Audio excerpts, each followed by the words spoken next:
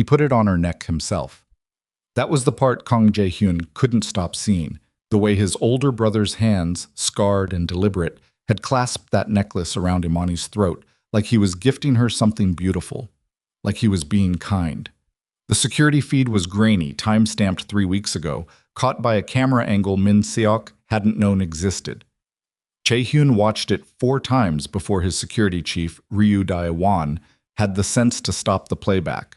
The necklace wasn't a gift, it was a clock.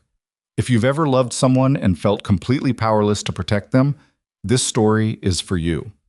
What would you sacrifice to save the person who accidentally became the most important thing in your world? Subscribe to this channel right now so you don't miss a single moment of this story. Hit that like button and drop a comment telling me what city and country you're watching from.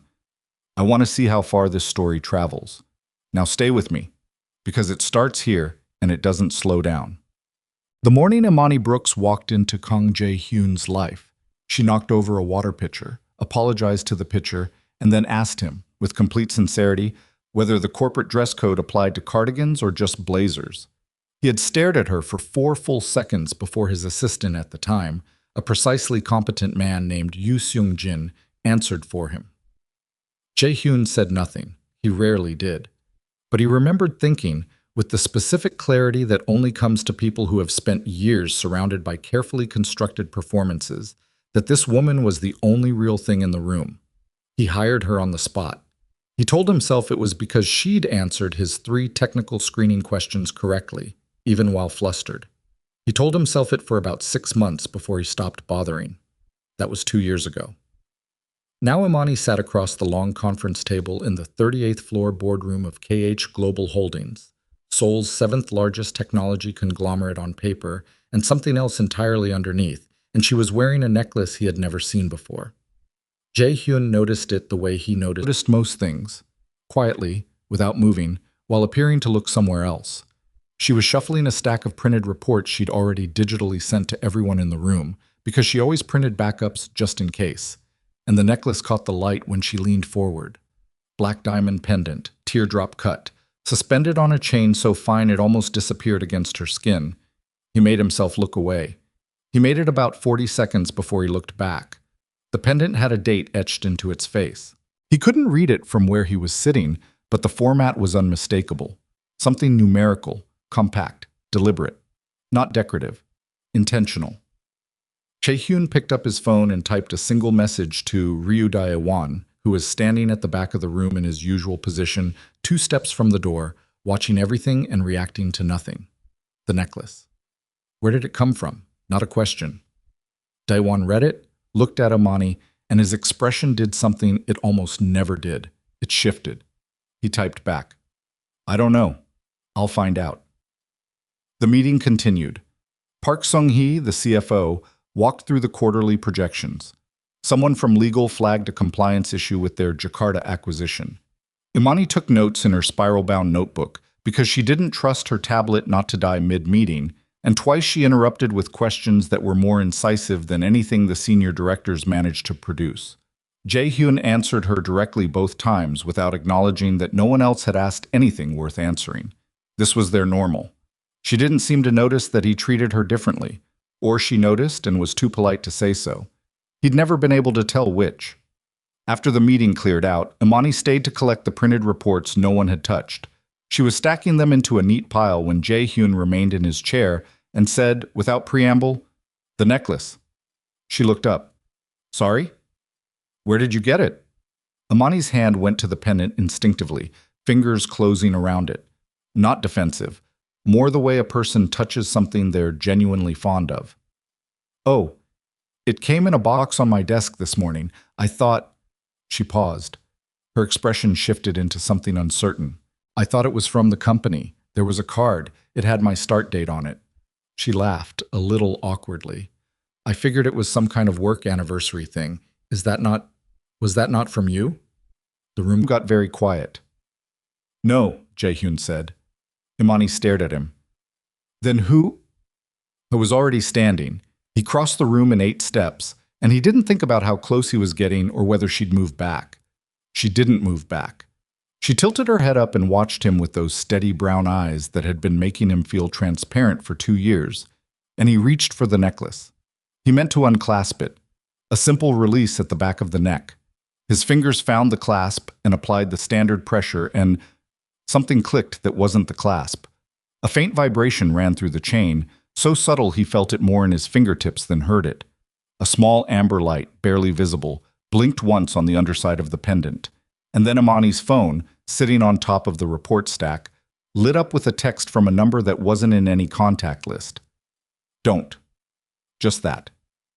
One word. Jae-hyun's hand went still. He didn't pull away, but he stopped moving. Every instinct he'd spent 15 years sharpening told him that stopping was the correct choice, that momentum in the wrong direction right now would be catastrophic, that he was standing in a situation he didn't yet have enough information to navigate. What just happened? Imani said. She was looking at her phone. Don't touch the message, he said. Don't respond. Jae-hyun, don't touch it. He stepped back. He was already pulling out his own phone and dialing Daewon. Bring Ha-jun up here. Right now. Tell him to bring everything. Ha-jun was their tech specialist. More specifically, their weapons and security tech specialist, which was a title that didn't appear anywhere on any official KH Global HR documentation. Imani was very still. She'd picked up on something in his voice, the way she always did, faster than people twice her age who'd been reading him longer. You're scaring me. Good, he said. Stay scared. Don't move. Don't touch the necklace. Don't try to take it off. Why would I? Imani. He looked at her, just looked at her, which was something he tried not to do for too long in rooms where other people might be watching. Please. She closed her mouth. Ha-jun arrived in under 4 minutes, which meant he'd been somewhere in the building already. He was a small man, 32, with the kind of focused quiet that most people confused for disinterest. He took one look at the necklace, produced a handheld scanner from his bag without being asked, and ran it along Imani's neckline with the careful attention of someone who'd been trained not to react to what they might find. The scanner beeped. Ha-jun's jaw tightened. He ran it again. Then he turned to Jae-hyun and said in Korean, keeping his voice flat, "We need to speak privately." "Speak," Jae-hyun said. She stays. Speak." Ha-jun hesitated 1 second, then, "The necklace contains a sealed biometric delivery mechanism. Based on what I'm reading," he paused, chose his words. "The internal structure is hollow, pressurized. Whatever is inside it is designed to be released on trigger." The silence that followed was specific, contained. "What kind of trigger?" Jae-hyun said. "Multiple possible. Removal. Distance from a fixed point. Timer. Remote signal." Ha-jun's eyes moved to Imani and away. "The chain mechanism you tried to open. That wasn't the clasp.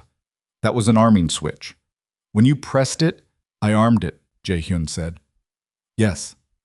Imani had been following this with the focused attention of someone who understood she was being discussed and refused to be kept in the dark.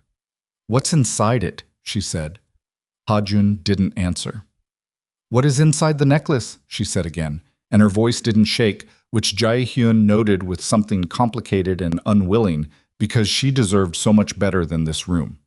"We don't know yet," Ha-jun said, "but based on the technology used in the casing, the materials, it's consistent with neurotoxin delivery, microscopic dispersal, direct contact with the skin." He met Jae-hyun's eyes. "This is not commercially available technology. This is custom. This is—" He stopped. "Say it," Jae-hyun said. Ha-jun said a name instead of finishing his sentence. One name, quiet, careful, like saying it out loud might make it more real than any of them wanted. Kang Min-seok. The room didn't change. The light was the same. The report stack was still sitting on the table. Imani was still standing 2 feet away from Jae-hyun, close enough that he could see the exact moment she registered that the name meant something terrible, because his face told her even though he didn't let it move. "Who?" she said. He didn't answer right away. He turned away from both of them and stood at the window, looking out at the Seoul skyline spread below, the glass towers, the Han River cutting silver in the distance, the city that had made him and chewed through everyone around him in the process.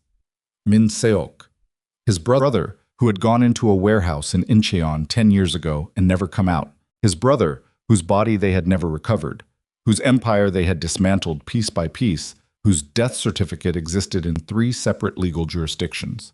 His brother, who had been smarter than anyone in their family had wanted to acknowledge, because acknowledging it would have meant admitting how badly they'd all underestimated him. His brother, who apparently was not dead. "Who is Kang Min-seok?" Imani said, because she was not the kind of person who let a question go unanswered twice. Jae-hyun turned back around. He looked at her, at the necklace resting against her collarbone, at the faint amber light still pulsing on its underside, at her face, which was calm in the way of someone working very hard to hold themselves together. "My brother," he said. Imani blinked. "Your brother who—" She stopped, recalibrated. "The brother who died." "Evidently not." She looked down at the necklace, then back up at him. "He put this on me." "Security footage," Daewon said from the doorway, and Jae-hyun hadn't even heard him come back. "I pulled it before I came up, 3 weeks ago, after hours, 42nd floor. He was in the building, Mr. Kang. He had credentials. He had—" Daewon stopped. "He had a badge issued under a consultant identity we vetted 8 months ago. He's been inside at least 6 times. The number landed like a physical thing, 6 times. Inside the building, inside his building, moving through the floors, accessing God knew what, and no one.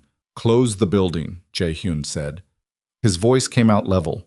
He had a lot of practice making his voice come out level when the inside of his chest was doing something else entirely. Nobody leaves. Every entrance sealed.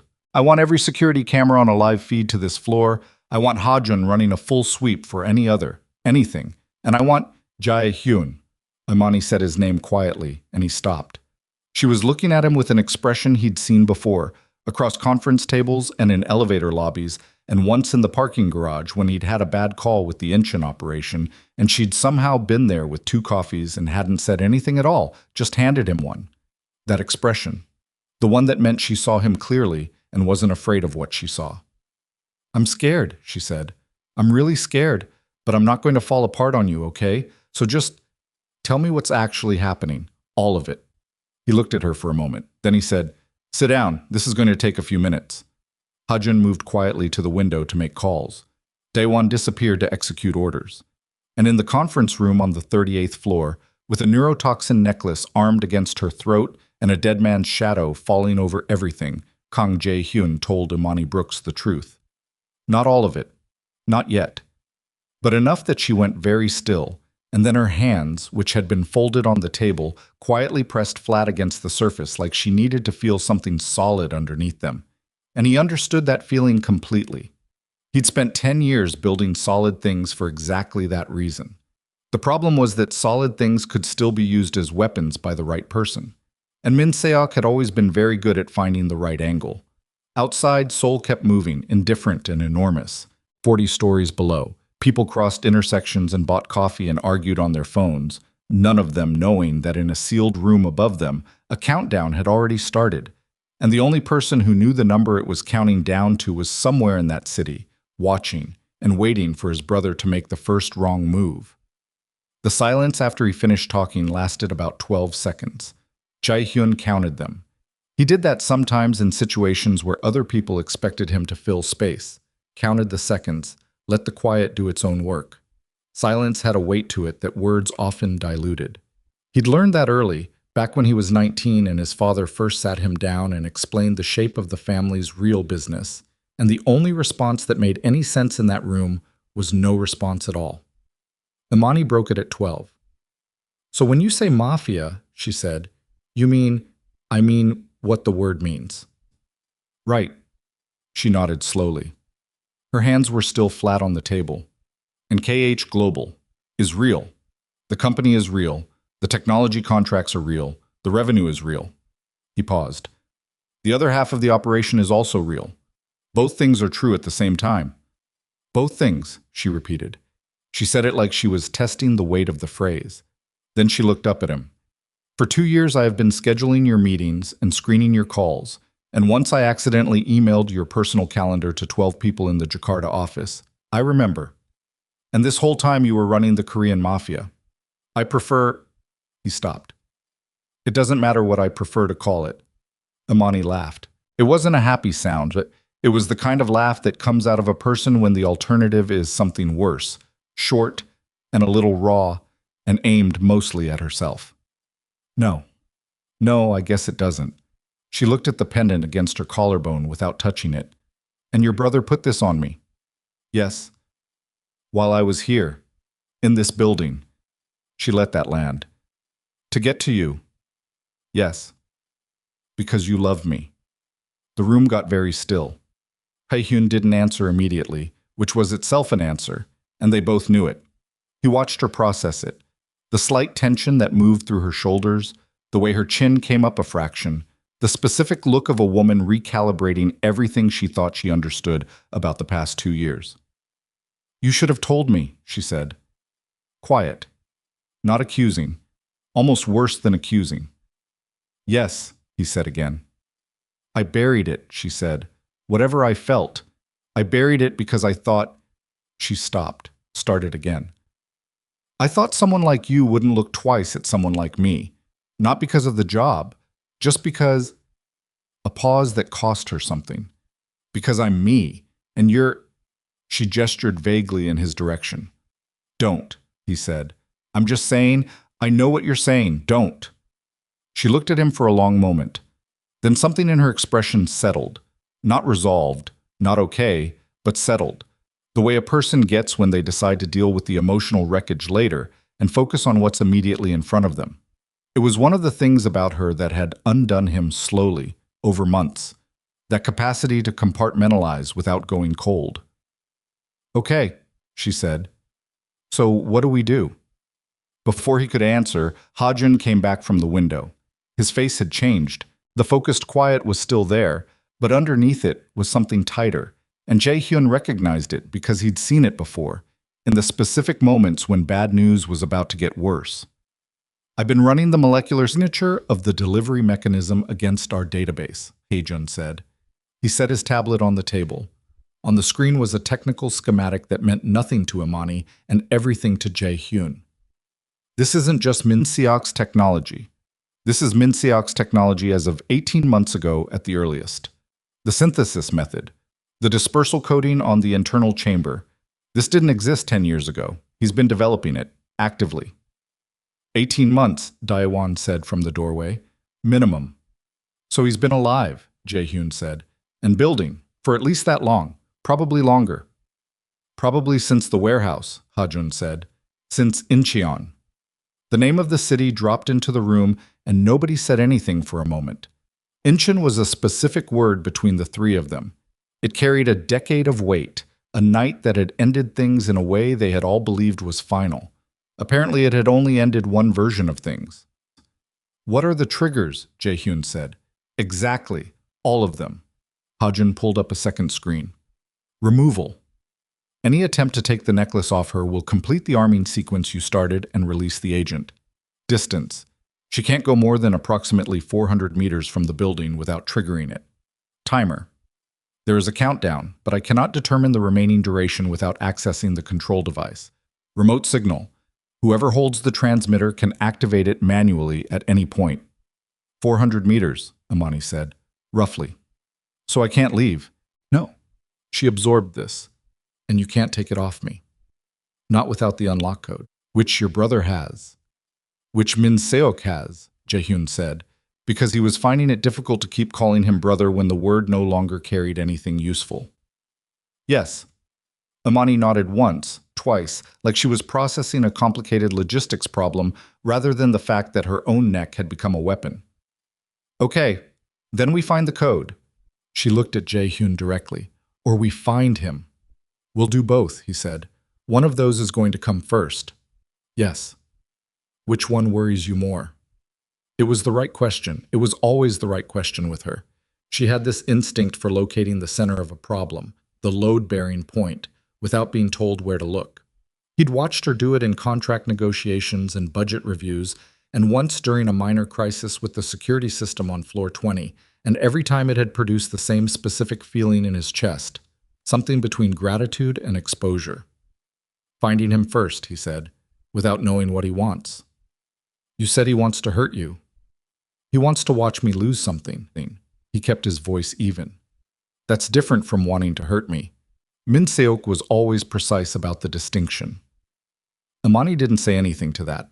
She looked at him, and he could see her working through the implications, and he wished, not for the first time, not even close, that she was anywhere else in the world right now. Somewhere he couldn't protect her. Somewhere she didn't need protecting. Daewon's phone buzzed. He looked at it, and his expression went flat in the way that meant the news was not supplementary, but structural.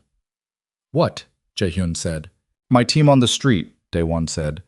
"They've made contact with one of Min Seok's old network. A money mover we thought retired years ago. He was trying to reach us, trying to reach you specifically." He paused. "He says he has information about why she was chosen." Everyone in the room looked at Imani. She looked back, steady. "Say it." Daewon glanced at Jae-hyun. Jae-hyun gave him nothing. No nod, no redirect. Because she was right. She deserved to hear it without it being filtered first. "Her father," Daewon said. "A man named Daniel Brooks. He was a financial advisor. He worked for the Kang family operation for approximately 4 years, roughly 11 to 15 years ago." The color didn't leave Imani's face. Nothing that dramatic. It was more like the light behind her eyes shifted slightly, adjusted, became something more guarded. "My father," she said. "He was the primary architect of the financial restructuring that moved a significant portion of the organization's liquid assets offshore. He was trusted with account structures that almost no one else had access to." Daewon looked at his phone, reading. According to this source, he didn't just move the money for the family, he moved a separate quantity for Min Seok alone. Off book. Hidden from your father. He caught himself, looked at Jae-hyun. Hidden from your father and from you. And then he helped Min Seok stage his own death to cover the transfer. The room was very quiet. Jae-hyun looked at Imani. Her jaw was set. Her hands, still flat on the table, had pressed down harder. He could see the tension in her knuckles, the tendons in her wrists. "How much?" she said. "The source estimates—" Daewon hesitated. "How much?" "Several billion US dollars. She closed her eyes for exactly 3 seconds. Then she opened them, and they were clear and dry, and she said, "Where is he now, my father?" "Unknown." "Has anyone tried to contact him?" "We're working on it." "Try harder," she said, and the flatness in her voice was so unlike her usual register that it landed on everyone in the room differently. Jae-hyun had heard her irritated before, exasperated even, occasionally terse with difficult vendors who wasted her time, but he had never heard her sound like this. Like something that had been warm had been switched off. He understood the feeling. He'd had it once himself in a different room, finding out a different version of this same kind of betrayal. "Imani," he said. "Don't." She held up one hand. "Just give me a minute. Give me 1 minute." He gave her the minute. He turned to Hajun and said quietly, "The control device. Can we build something that could intercept the signal, block the activation?" "In theory. In practice." "In practice, I need more information about the frequency." Hajun's voice was equally low. "If I had the device itself, or if I could get close enough to the transmitter, maybe. But building a blocker blind without knowing the exact signal parameters, probability, 30%, maybe. Work on it anyway. I'm already working on it." The minute ended. Imani lowered her hand and looked at Jae-hyun with the expression of someone who has looked at a wound, assessed its depth, and decided to keep moving. "My father worked for your family. He helped your brother steal from you and fake his own death. And now your brother put this—" She touched the pendant, barely, with 2 fingers, "on me because I'm—" "What? I'm how he pays the debt? I'm collateral for something my father did before I ever knew your name." "That's what it looks like," Jae-hyun said. He would not soften it. She hadn't asked him to soften it. "So I'm not the target," she said. "I'm the instrument." "Yes." She made a sound in her throat, low and rough. Not a breakdown, something angrier than that. "I have spent my entire adult life trying to be someone my father couldn't use, trying to be—" She stopped, pressed her lips together. "Never mind. Tell me. It doesn't matter right now. Imani, it doesn't matter."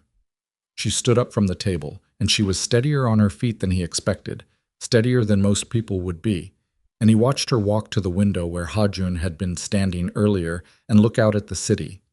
Her reflection was faint in the glass, the necklace catching what little light came through. Nobody spoke. Then Daewon's phone went off again, and this time it was a call, not a text, and he stepped out to take it. Jae-hyun waited. Ha-jun packed his scanner and moved to a corner of the room to run his analysis. Imani stood at the window. After a moment, Jae-hyun crossed the room and stood next to her, not touching, not talking. He was not a man who filled silence with noise, and she knew that by now, 2 years of it, she knew it. "I had a feeling about my father," she said, still looking at the skyline, "for a long time. That there was something wrong about the money, how he lived, the accounts that didn't quite make sense." A pause. "I asked him once, when I was 23. He told me to mind my business." Another pause. "I minded my business." "You couldn't have known." "I know I couldn't have known. That's not the same as not feeling responsible." She turned to look at him. "Is this my fault?" "No," he said, and he meant it with a directness that left no room for debate. "None of this is your fault." She held his gaze.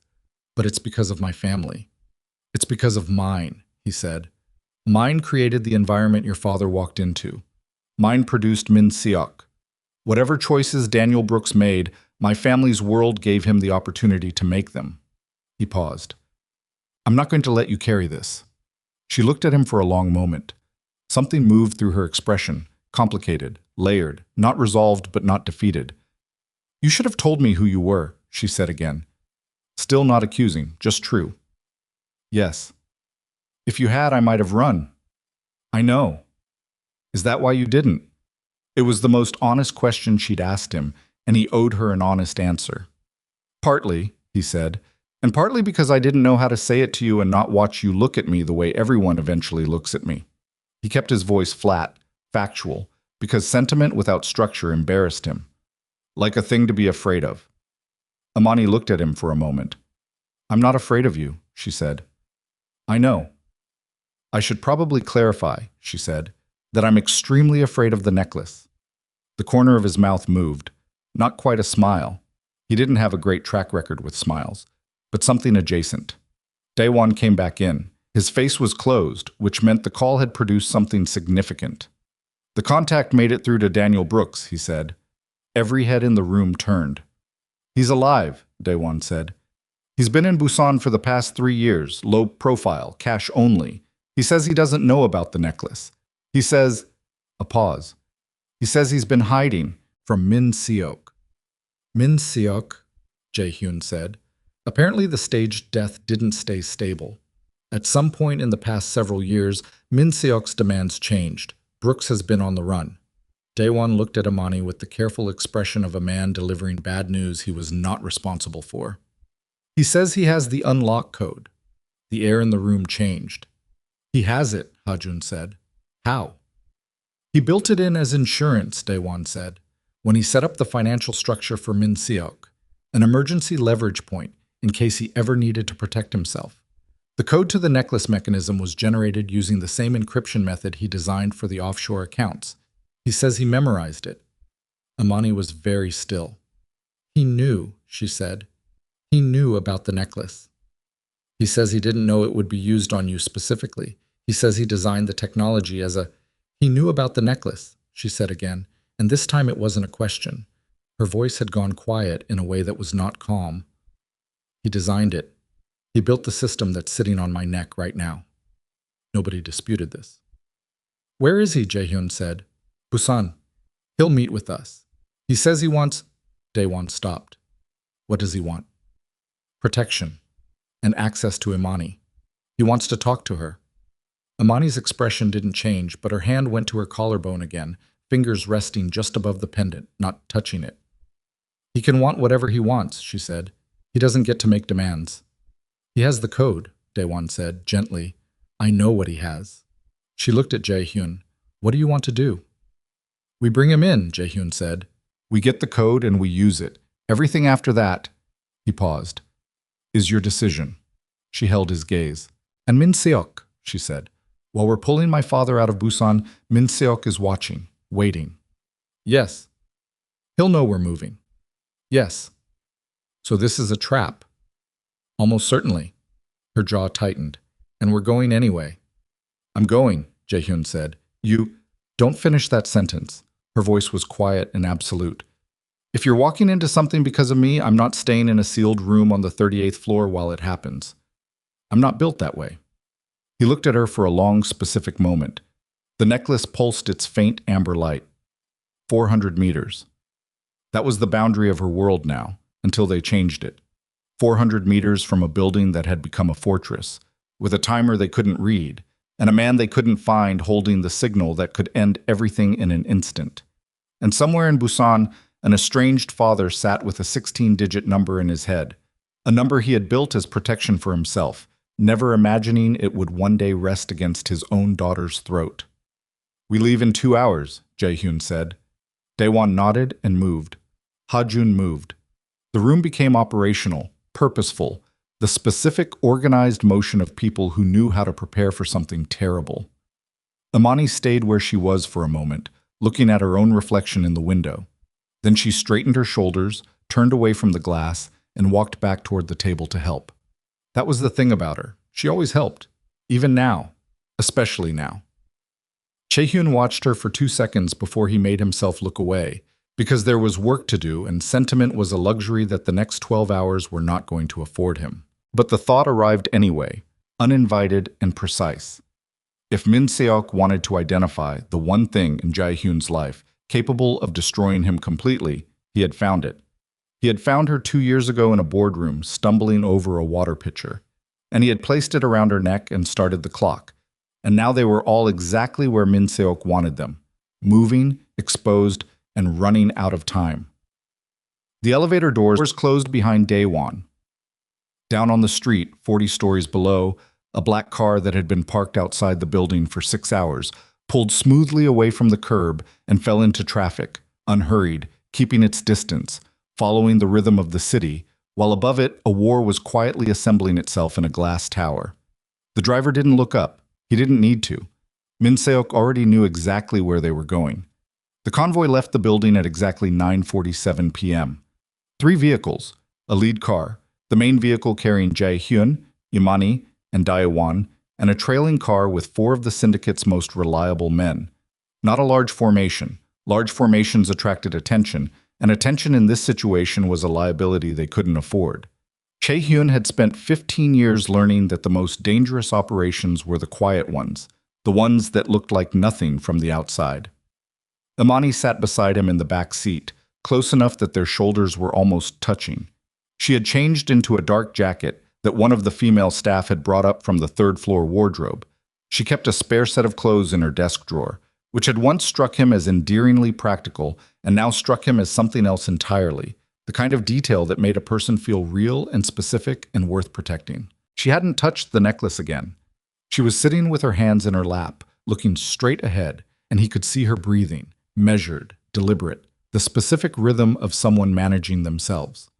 "How long to Busan?" she said. "By road 4 hours, Daewon said from the front seat. "We're not going by road." "Private airfield," Jae-hyun said. 40 minutes from here. Flight is 25 minutes. She nodded. "And your men in Busan?" "Already moving. They'll have your father contained before we land." "Contained," she said, and something moved in the word. "Secured," Jae-hyun said. "Safe." She didn't respond to the correction. She looked out the window at Seoul moving past. The convenience stores bright and indifferent. The street vendors packing up for the night. A group of university students laughing outside a pojangmacha, spilling noise and warmth onto the sidewalk. Normal city, normal night. Nobody looking at a black vehicle in traffic. Nobody knowing what was sitting in its back seat. "What happens when we have the code?" she said. "Ha-jun uses it remotely. The necklace unlocks. We remove it. And then we find Min Seok." "You know where he is?" "Not yet." "But you have ideas." He paused.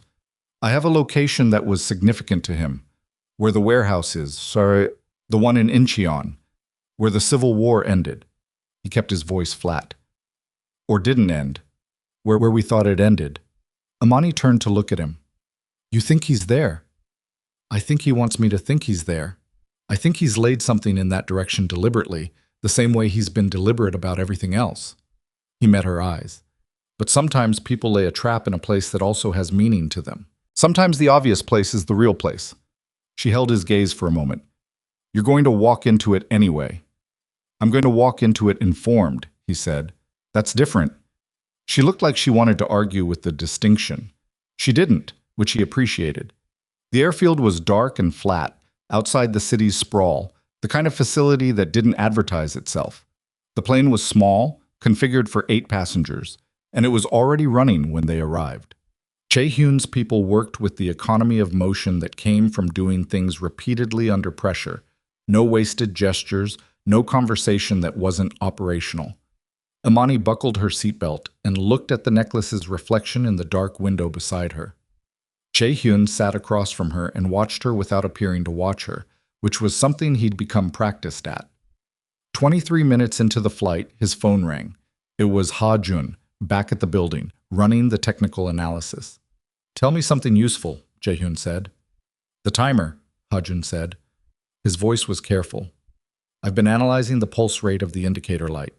The amber blink. It's not just a status light. It's synchronized with the internal mechanism.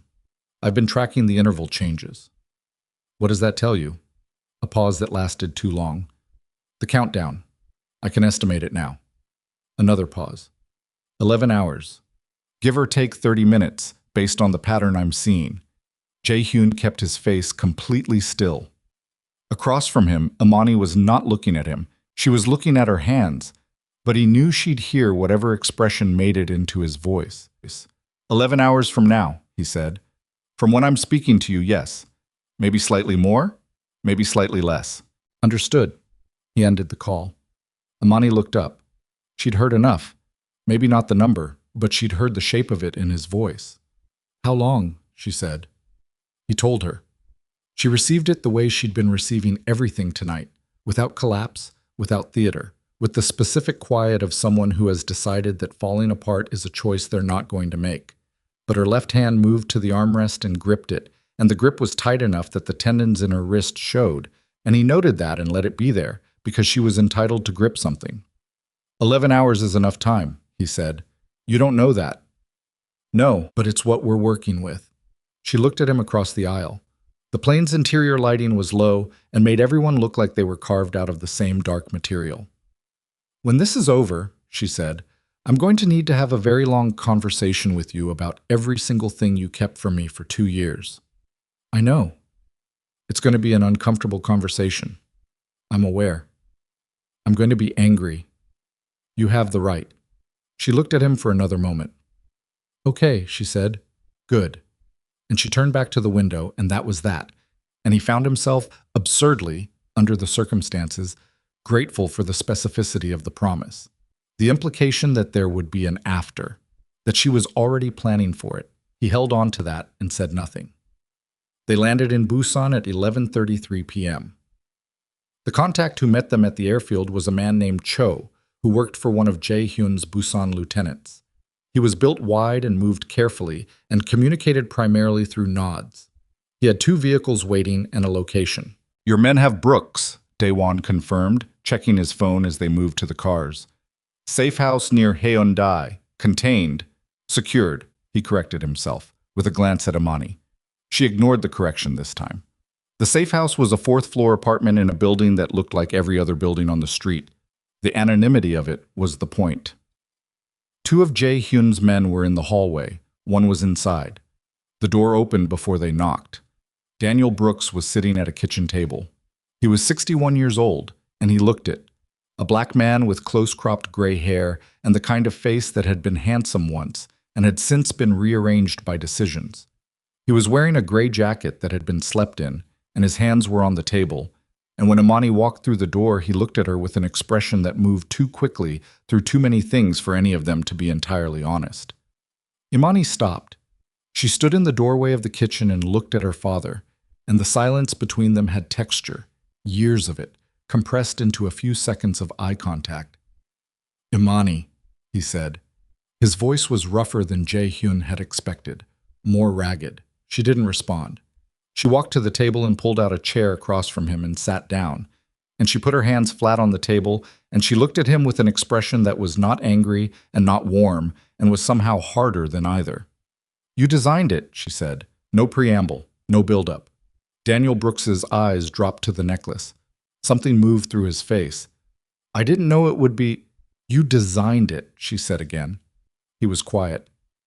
"I need to know if that's true before we do anything else, before any conversation happens. Did you design the mechanism in this necklace?" A pause. Then, "The encryption architecture, the delivery structure." "Yes." His voice was low. "I designed the system. Min Seok's people built it out. And the unlock code. I built it in, as an emergency override, in case I needed to—" He stopped.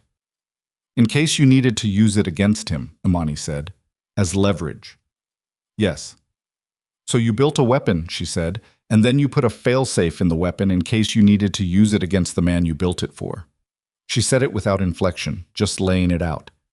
"And then you disappeared, and you left the weapon behind." "I didn't know he'd use it on you. I didn't know you were even— I didn't know where you were working. I didn't know—" "That's worse," she said, "that you didn't even bother to know." Daniel Brooks closed his mouth. Jae-hyun was standing against the wall behind Imani, watching. Daewon was near the door. The two of them were furniture right now, which was correct. This conversation belonged to the two people at the table, and inserting himself into it would have been wrong in a way that went past tactics. "The code," Jae-hyun said. One word, from the wall, because the clock was running. Daniel looked at him for the first time. The look was complex. Fear was in it, and recognition, and something else that might have been shame or might have been calculation. With men like Daniel Brooks, it was often difficult to tell the difference. Men who had spent years moving money between moral categories tended to develop expressions that covered all possibilities simultaneously. "I'll give you the code," Daniel said. He looked back at Imani. "I'll give it to you directly." "You give it to Jae-hyun," Jae-hyun said, "my technical specialist. Right now, over the phone. He walks it through the remote unlock process. The necklace comes off." "I want guarantees first. You're not in a position to negotiate. I want Mr. Brooks." Jae-hyun's voice didn't rise. He had found, over 15 years, that raising his voice was almost never necessary. "There are 11 hours on that timer. If the necklace is still on your daughter's neck at hour 11, it activates. The only way it doesn't activate is if you give me the code in the next 4 minutes, or if Min Seok decides to use the remote trigger before that." He let that sit. "You want to negotiate about guarantees? I want to ask you to look at your daughter's face and make a decision about what kind of man you're going to be in the next 4 minutes. Daniel looked at Imani. Imani looked back at him and said nothing. She didn't appeal to him. She didn't plead. She just looked at him, which was somehow more effective than either. He gave the code. 16 digits, spoken slowly and clearly, while Jae-hyun held his phone out and Hae-jun, 400 kilometers north in Seoul, listened and transcribed. It took 2 minutes. Hae-jun read it back twice for confirmation. Daniel corrected 1 digit on the second reading, a 4 that was actually a 9, and something lurched hard in Jae-hyun's chest at the thought of what that 1-digit error might have meant. "Running the sequence," Hae-jun said over the phone. Everyone in the room held still. 15 seconds. 20. The necklace made a sound, small, mechanical, precise. The amber light went out, and then the clasp at the back of Imani's neck released, clean and complete, and the necklace dropped forward into her hands. She held it for a moment, looking at it. Then she set it on the table, stood up, and walked to the other side of the room, putting distance between herself and the thing, and she stood with her back to the table and both hands pressed against the wall in front of her and breathed, just breathed, in and out for about 20 seconds, while nobody spoke. Jae-hyun crossed to her. He stood behind her, close but not touching, and said very quietly, "It's off." "I know," she said. "You're clear." "I know." Her voice was steady and very tired. She pushed off the wall and turned around, and her eyes were wet but nothing had spilled, and she looked at him for a moment before she looked past him at her father, still sitting at the table. That was when Hae-jun called back. Jae-hyun answered on the first ring. "It worked. Confirm the mechanism is inert." "The mechanism is inert," Hae-jun said. "But—" The word landed wrong. Hae-jun was not a person who used that word casually. "Talk," Jae-hyun said. While I was running the unlock sequence, I pulled the full internal log from the necklace's transmission chip. The device has been transmitting location data since it was armed this morning. Hajun's voice was careful and flat. That's expected. What isn't expected is the secondary log. Mr. Kang, say it. The necklace was receiving transmissions as well as sending them. Someone has been pinging it, checking its status every 40 minutes since it went active. A pause. The ping origin has been mobile, moving, but the last several pings, the most recent 4, have been coming from a fixed location. Jae-hyun's hand tightened on the phone. Where? Hajun told him. The address was in Incheon, the warehouse. He had expected that. He had told Imani on the plane that Min Seok might be in the obvious place because the obvious place also had meaning. And he had been right, which should have felt like something useful. It didn't, because Hajun kept talking. The location is specific. It's not just the warehouse district. It's the exact building, the same structure. A breath.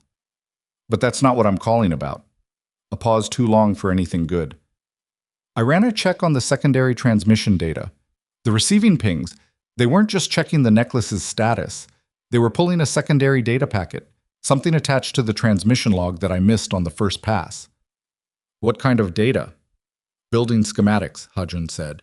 Specifically, the internal schematics for this building, KH Global Headquarters, floor plans, security node positions, emergency system access points.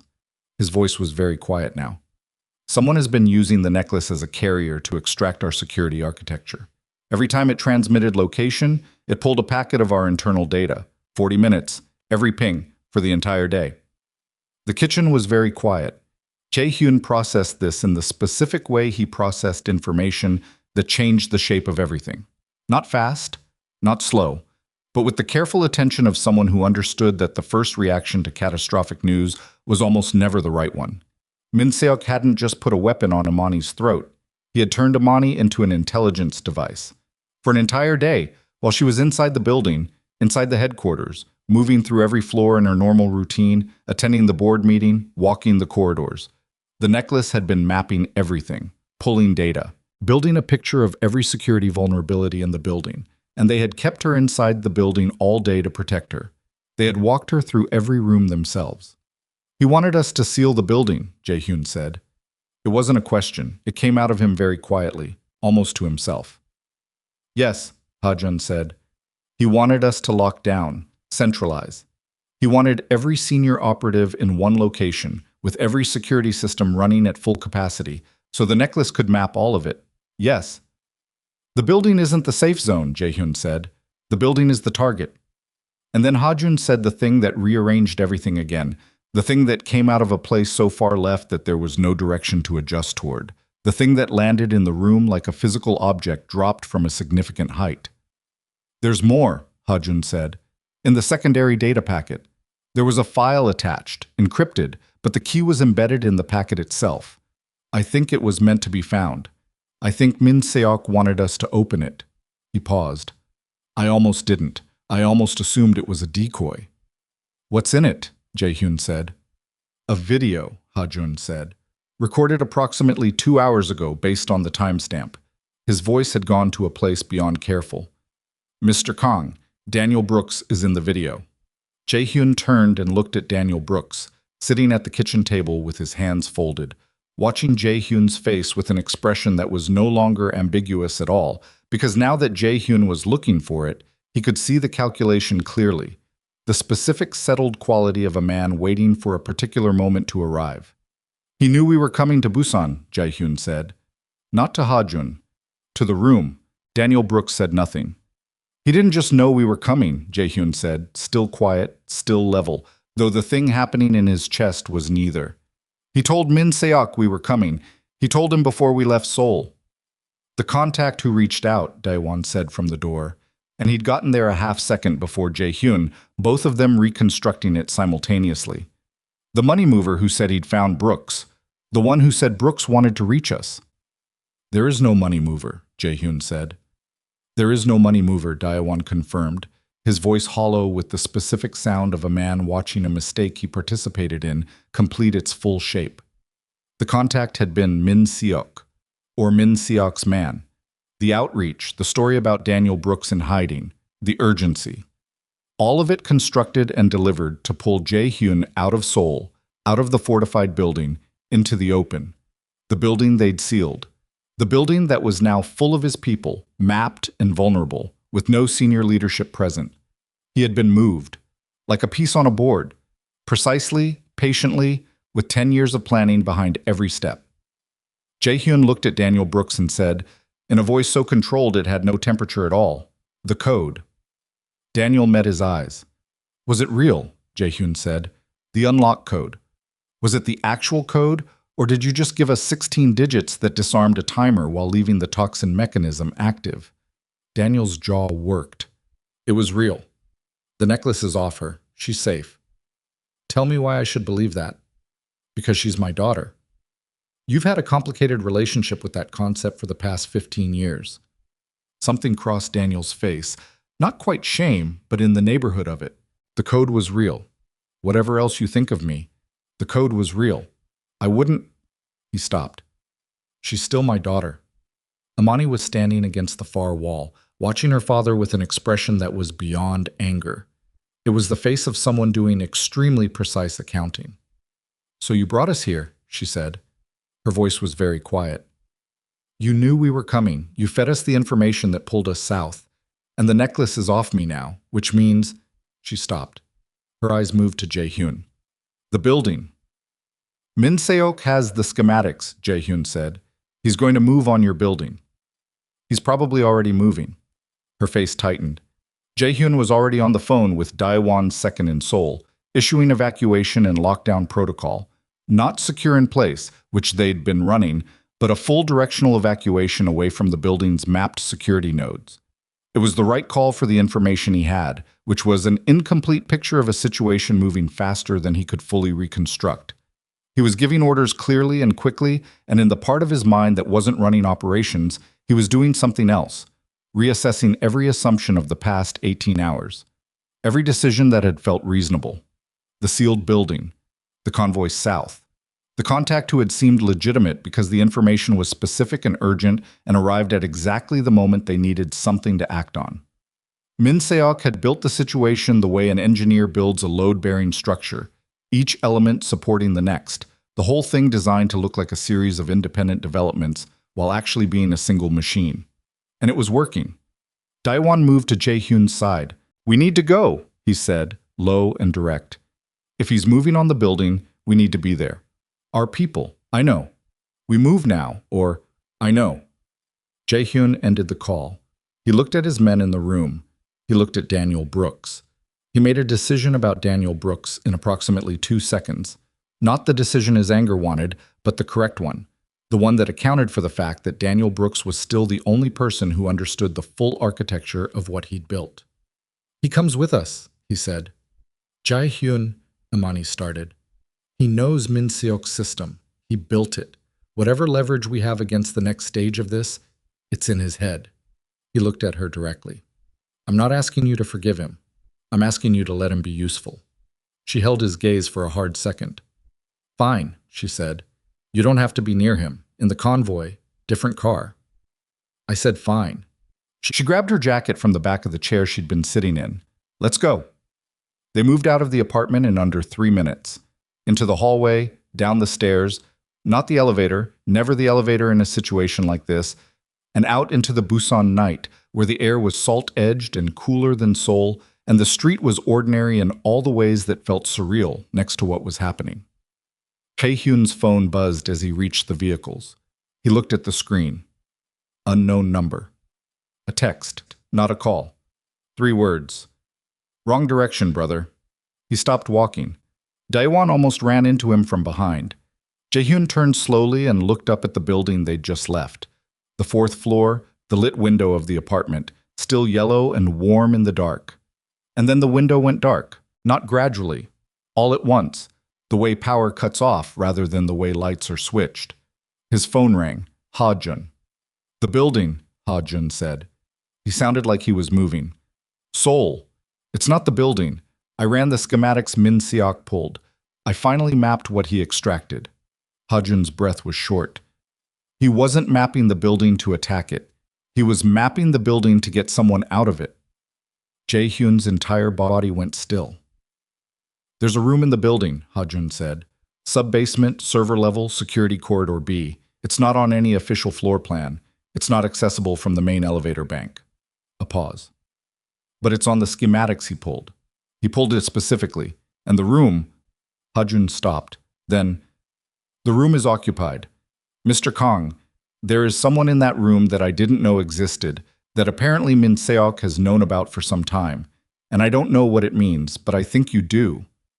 Jae-hyun closed his eyes for 1 second. He did know what it meant. Because there was only one person he had put in that room, quietly, 3 years ago, in a decision he had told no one about. No one except Min Seok's former right-hand man, who had defected to Jae-hyun's side and whom Jae-hyun had trusted, and who was now, in this reconstruction, the single point in the security architecture that had been leaking to Min Seok all along. He opened his eyes. Imani was looking at him from 3 feet away, reading his face with those clear, direct eyes, and she said, "What is it? What did you just figure out?" He looked at her, and then he said the thing that was going to change everything. The thing that moved this from a fight between two brothers into something with deeper, uglier roots than either of them had disclosed to anyone. Min Seok isn't here for the organization, he said. He's not here for revenge or the money or the empire. He paused, and the pause held the weight of something he had carried alone for 3 years. He's here for the person I've been protecting in that room. Who? Imani said. Someone who can destroy everything, Jae-hyun said. Her name was Park Soo-yeon.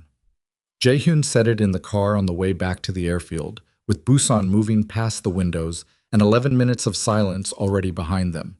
And he said it the way a person says something they have been carrying alone for a long time.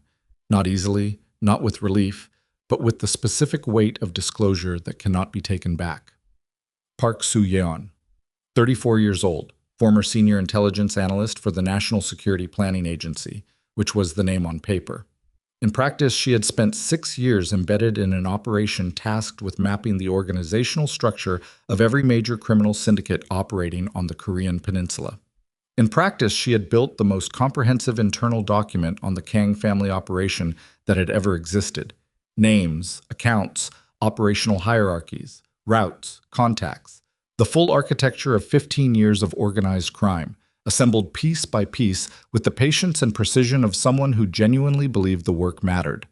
In practice, she had also, at some point during those 6 years, made contact with Jae-hyun directly, chosen him specifically, told him that the document existed, that it was detailed enough to dismantle not just his organization, but every family connected to it, and that she was giving him the choice to cooperate with a restructured dismantling rather than face the alternative, which was a prosecution that would take down everyone, including people on the periphery who had never chosen the life.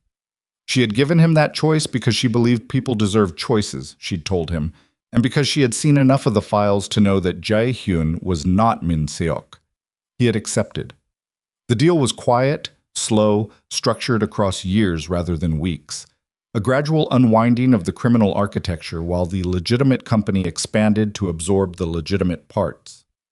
No public disclosure, no prosecutorial spectacle. A process that required Soo-yeon to disappear from her agency, to be officially listed as having left the country, to exist in a room on the sub-basement level of KH Global Headquarters, where she continued to hold the document and coordinate the terms of an agreement that had no official paperwork because its existence would have destroyed both of them equally. 3 years of that.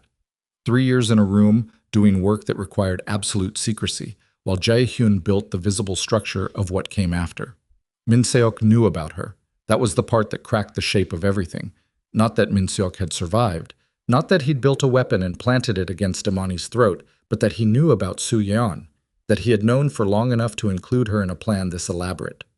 "Your defector," Daewon said from the front seat.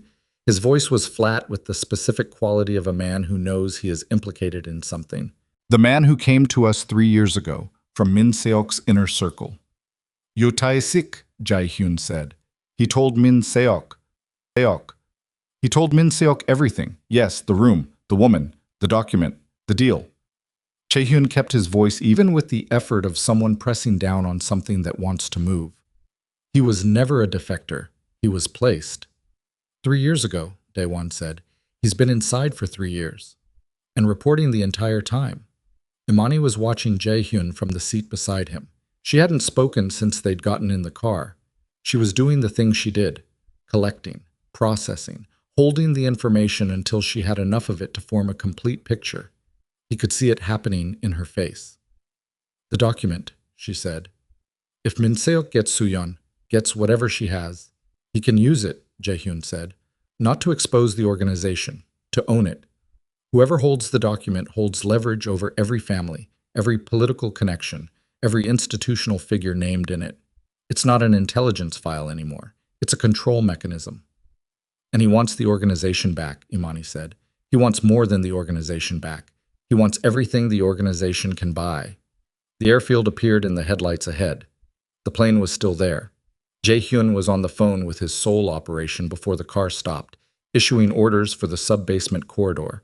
Secure it, seal it, get Soo-yeon out of the room and into a mobile position before Min Seok's people reached the building. The man on the other end of the phone said something. Jae-hyun went still. Say that again, he said. He said it again. Yoo Tae-sik was already inside the sub-basement. He had used his existing clearance, 3 years of clean access, 3 years of earned trust, to walk through every security checkpoint unchallenged 40 minutes ago, while Jae-hyun's people were executing the evacuation protocol upstairs. While everyone was looking at the floors above, Tae-sik had gone down. Is she out? Jae-hyun said. A pause. Unknown. Get me eyes on that corridor. Cameras on B corridor went dark 11 minutes ago. He ended the call and looked at Daewon. We're going back, Daewon said. We're going back, Jae-hyun confirmed. They were in the air 8 minutes later. The flight back to Seoul was the longest 23 minutes of Jae-hyun's recent life, and his recent life had contained some significant competition for that position. He spent 17 of those minutes on operational calls, repositioning people, pulling every available body toward the building, trying to reconstruct the timeline of Tae-sik's movements from the access logs that hadn't gone dark.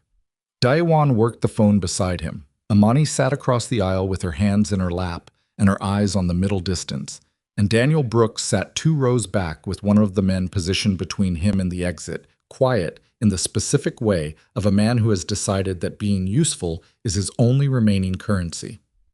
At minute 18, Imani said, "What does she look like?" Jae-hyun looked up from his phone. Soo-yeon. Yes. Why? Because I'm trying to understand the full shape of this, she said. Not accusatory. Analytical. The necklace was about me, but the necklace was also about getting you out of the building, getting you away from her, getting everyone looking one direction while something happened in another. She paused. I want to understand what she is to you. He looked at her for a moment.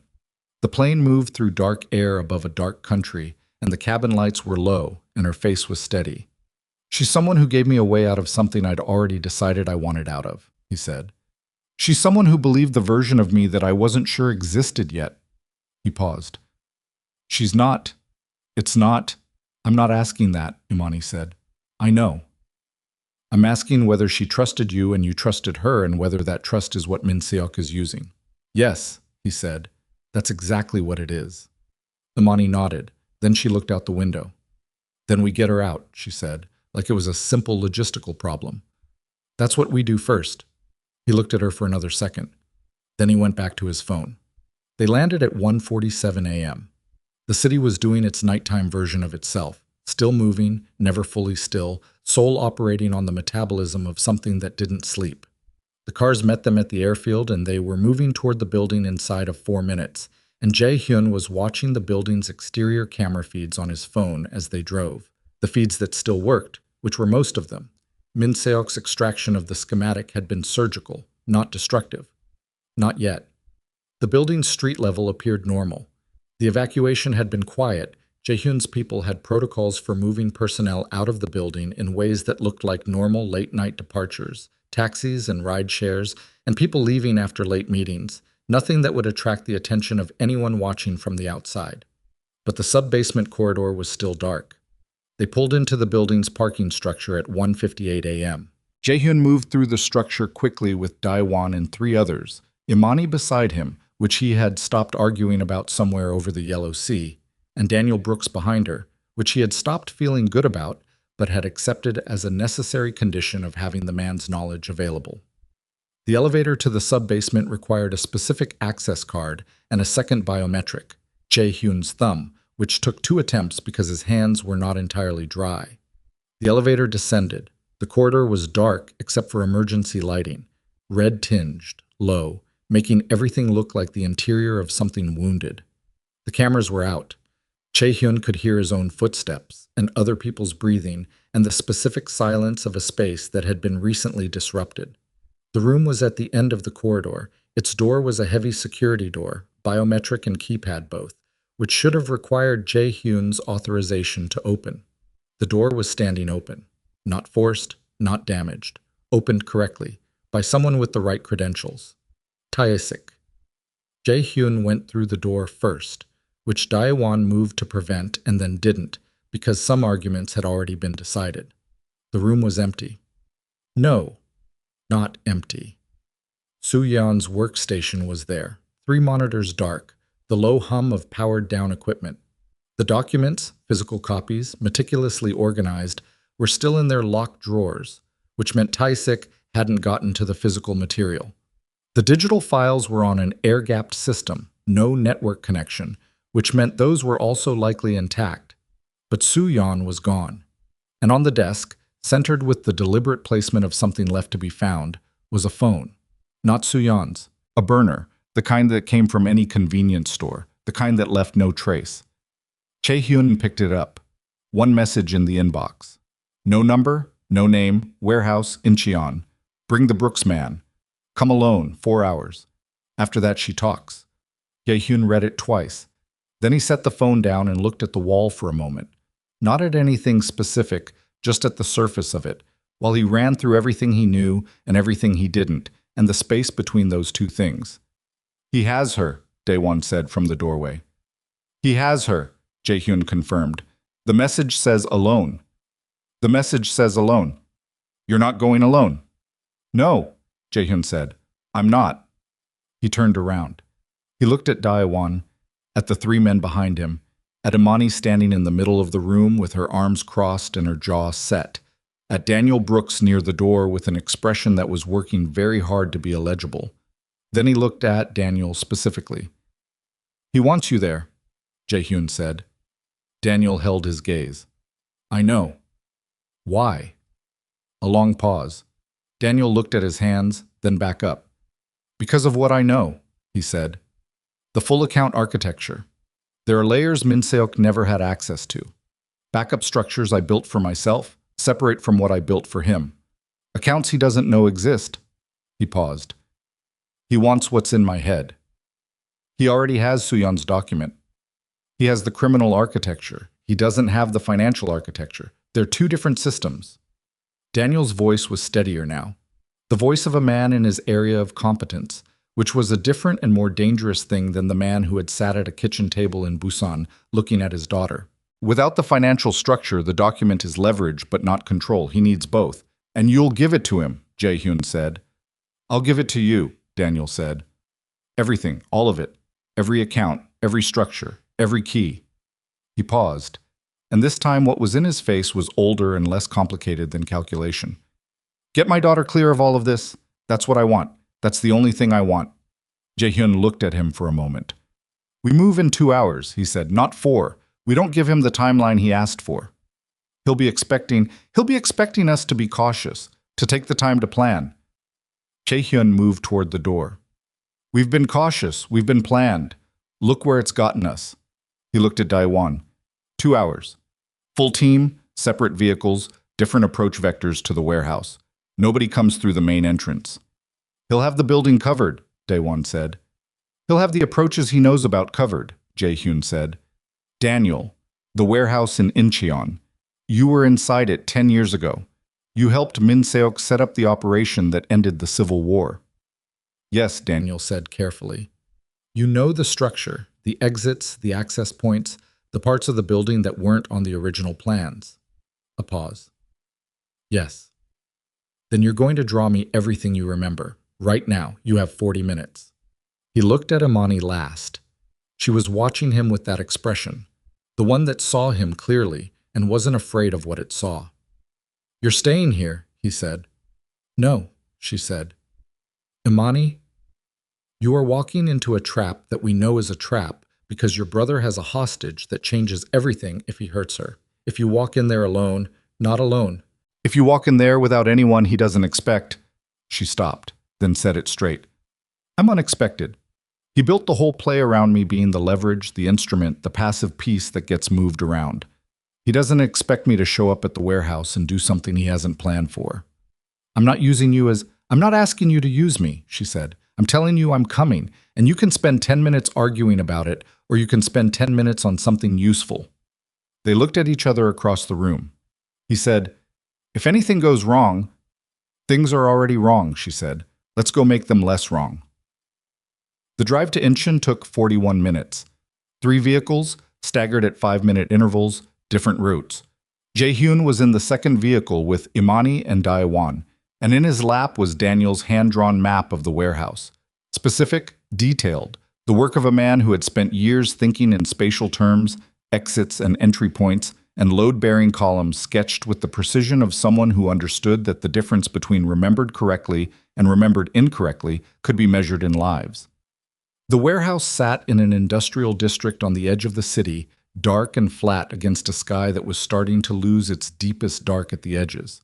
Not light yet, but the suggestion of it, 3 hours before dawn. The district was quiet. Working hours quiet. A few cargo vehicles on distant roads, a security light somewhere that served no purpose. Jae-hyun's lead vehicle reported in. 2 guards on the south approach, 1 vehicle parked at the main entrance. Lights inside the building on the upper level. "He's on the upper level," Daewon said. "I wants us to come in from the ground and work up," Jae-hyun said. "The approach takes time. He controls the sight lines from above." He looked at Daniel's map. There was a secondary access, a loading dock entry on the building's north side that connected via a maintenance corridor to a stairwell that came out 1 level below the upper floor. Not hidden, just not obvious. Not the way someone who'd studied the building from outside would approach it. They went in from the north. Daewon's men took the 2 south guards quietly. No shots, no noise. The careful work of people who understood that sound carried in empty industrial districts at 3 in the morning. Jae-hyun moved with 4 men through the loading dock, through the corridor that smelled of rust and old diesel and decades of industrial residue, up the stairwell. Imani was behind him. He could hear her breathing. Controlled, deliberate, the same rhythm she'd been using all night. He did not look back. Looking back would have communicated something he couldn't afford to communicate right now. The stairwell door opened onto a catwalk level, 1 floor below the upper level. Through the catwalk's grating, Jae-hyun could see the warehouse floor below. The vast empty industrial space, the cold concrete, and at the center of it, lit by portable work lights that cast harsh white pools in the dark, a scene that had been arranged. Soo-yeon was seated in a chair in the center of the floor. Her hands were secured behind her.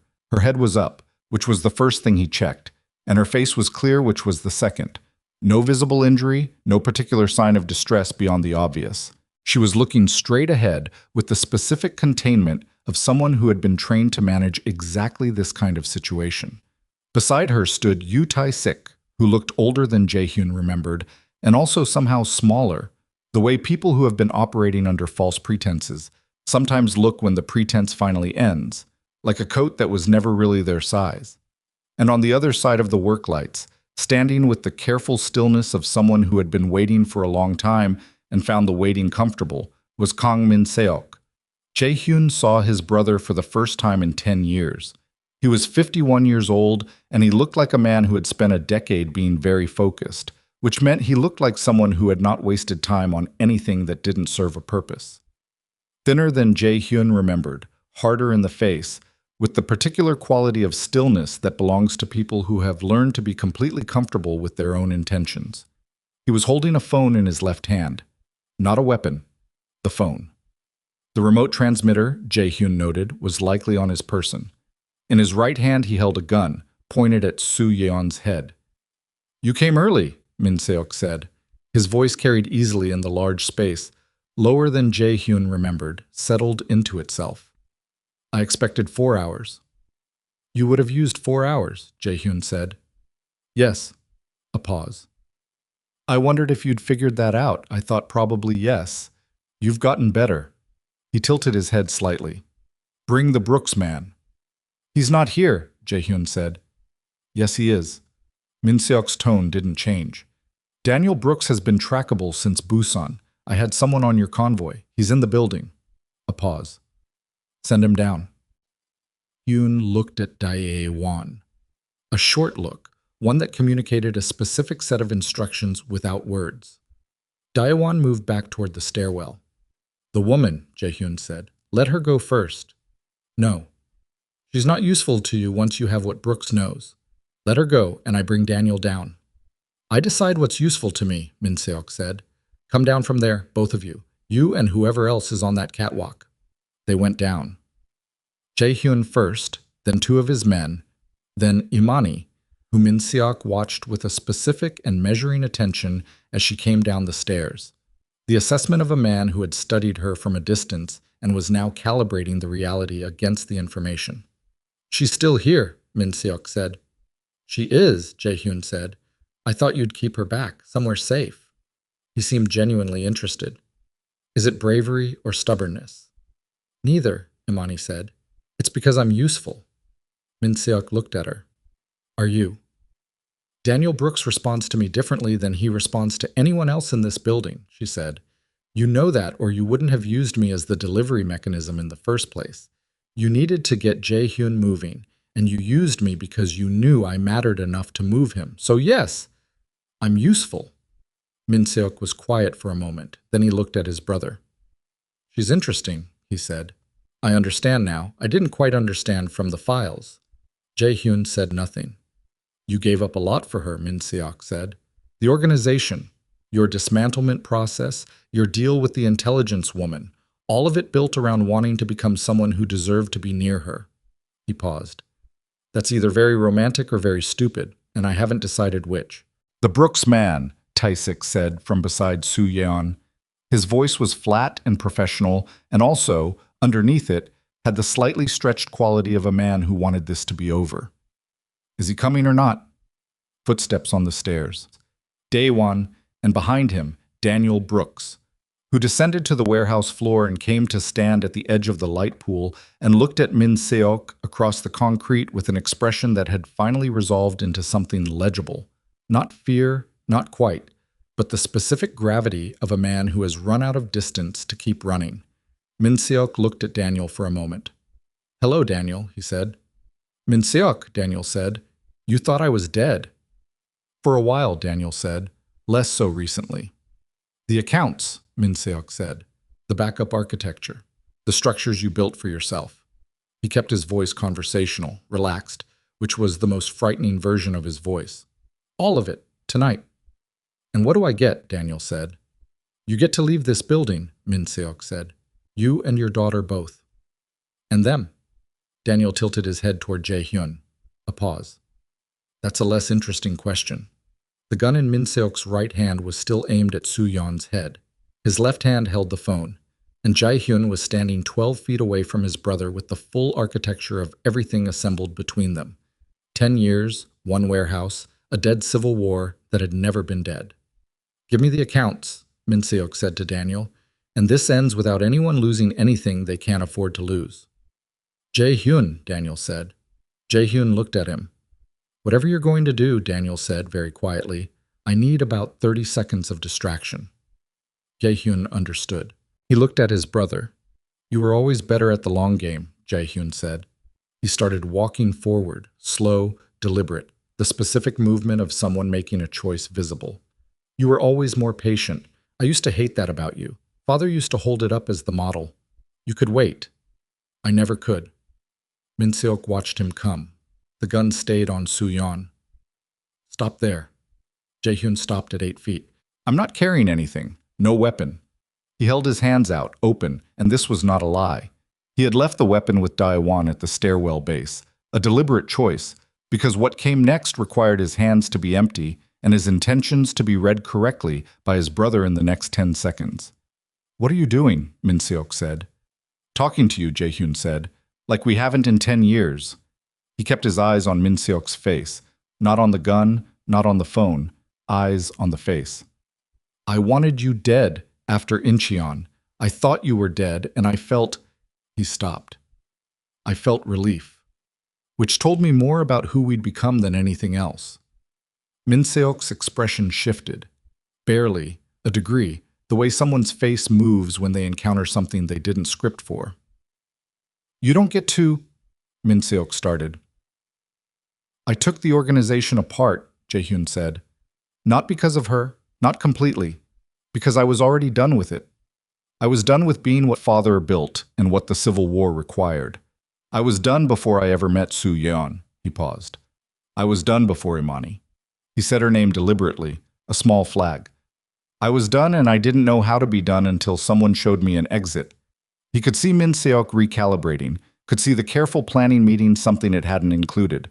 To his left, almost at the edge of his peripheral vision, Daniel Brooks was doing something with his phone. Quiet, a long series of taps, numbers entering in sequence. 30 seconds, maybe 25 gone. You want the accounts, Jae-hyun said to his brother. You want the document. You want the organization rebuilt under your control. He kept his voice steady, kept his eyes fixed. You're going to be 52 years old running a criminal empire in a world that has moved past what that empire can do. For what? Power doesn't move past, Min Seok said.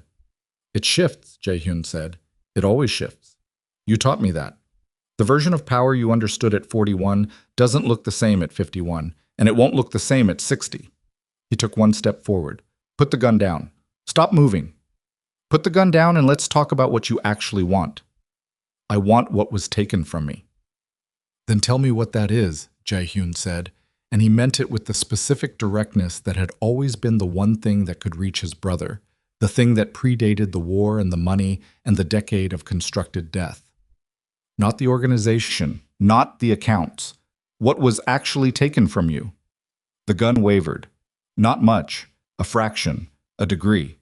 But Min Seok's arm dropped 1 centimeter from its locked position, and in that centimeter was the first moment of his brother that Jae-hyun had seen in 10 years. Not the architect, not the strategist, but the older brother who had stood in a different room in a different time and been told by their father that only one of them would inherit what he'd built. Daniel's phone made a quiet sound, a confirmation tone. So quiet that only someone listening for it would hear it. Jae-hyun heard it. He moved. Not forward, sideways, fast. The full commitment of his body in a single direction while his voice went hard and loud. Dae-won! The warehouse exploded into motion. Dae-won came off the stairwell base. Jae-hyun's 2 men moved on Tae-sik, one high, one low, the coordinated work of people who had practiced it in other buildings in other situations. Tae-sik swung wide and connected with the first man's jaw, and the second man took his legs, and they went down together in a collision that was loud and ugly, and the sound of it bounced off the concrete and the steel ceiling of the warehouse. Min Seok swung the gun from Soo-yeon toward Jae-hyun. He didn't fire, because Jae-hyun was already inside the arc of his arm, inside the radius where the gun became irrelevant, and his body remembered things that his conscious mind had let get quiet over 3 years of dismantling. The specific mechanics of close violence, the way weight transfers in a grab, the way an arm joint operates at its limit. He took the gun. It wasn't clean.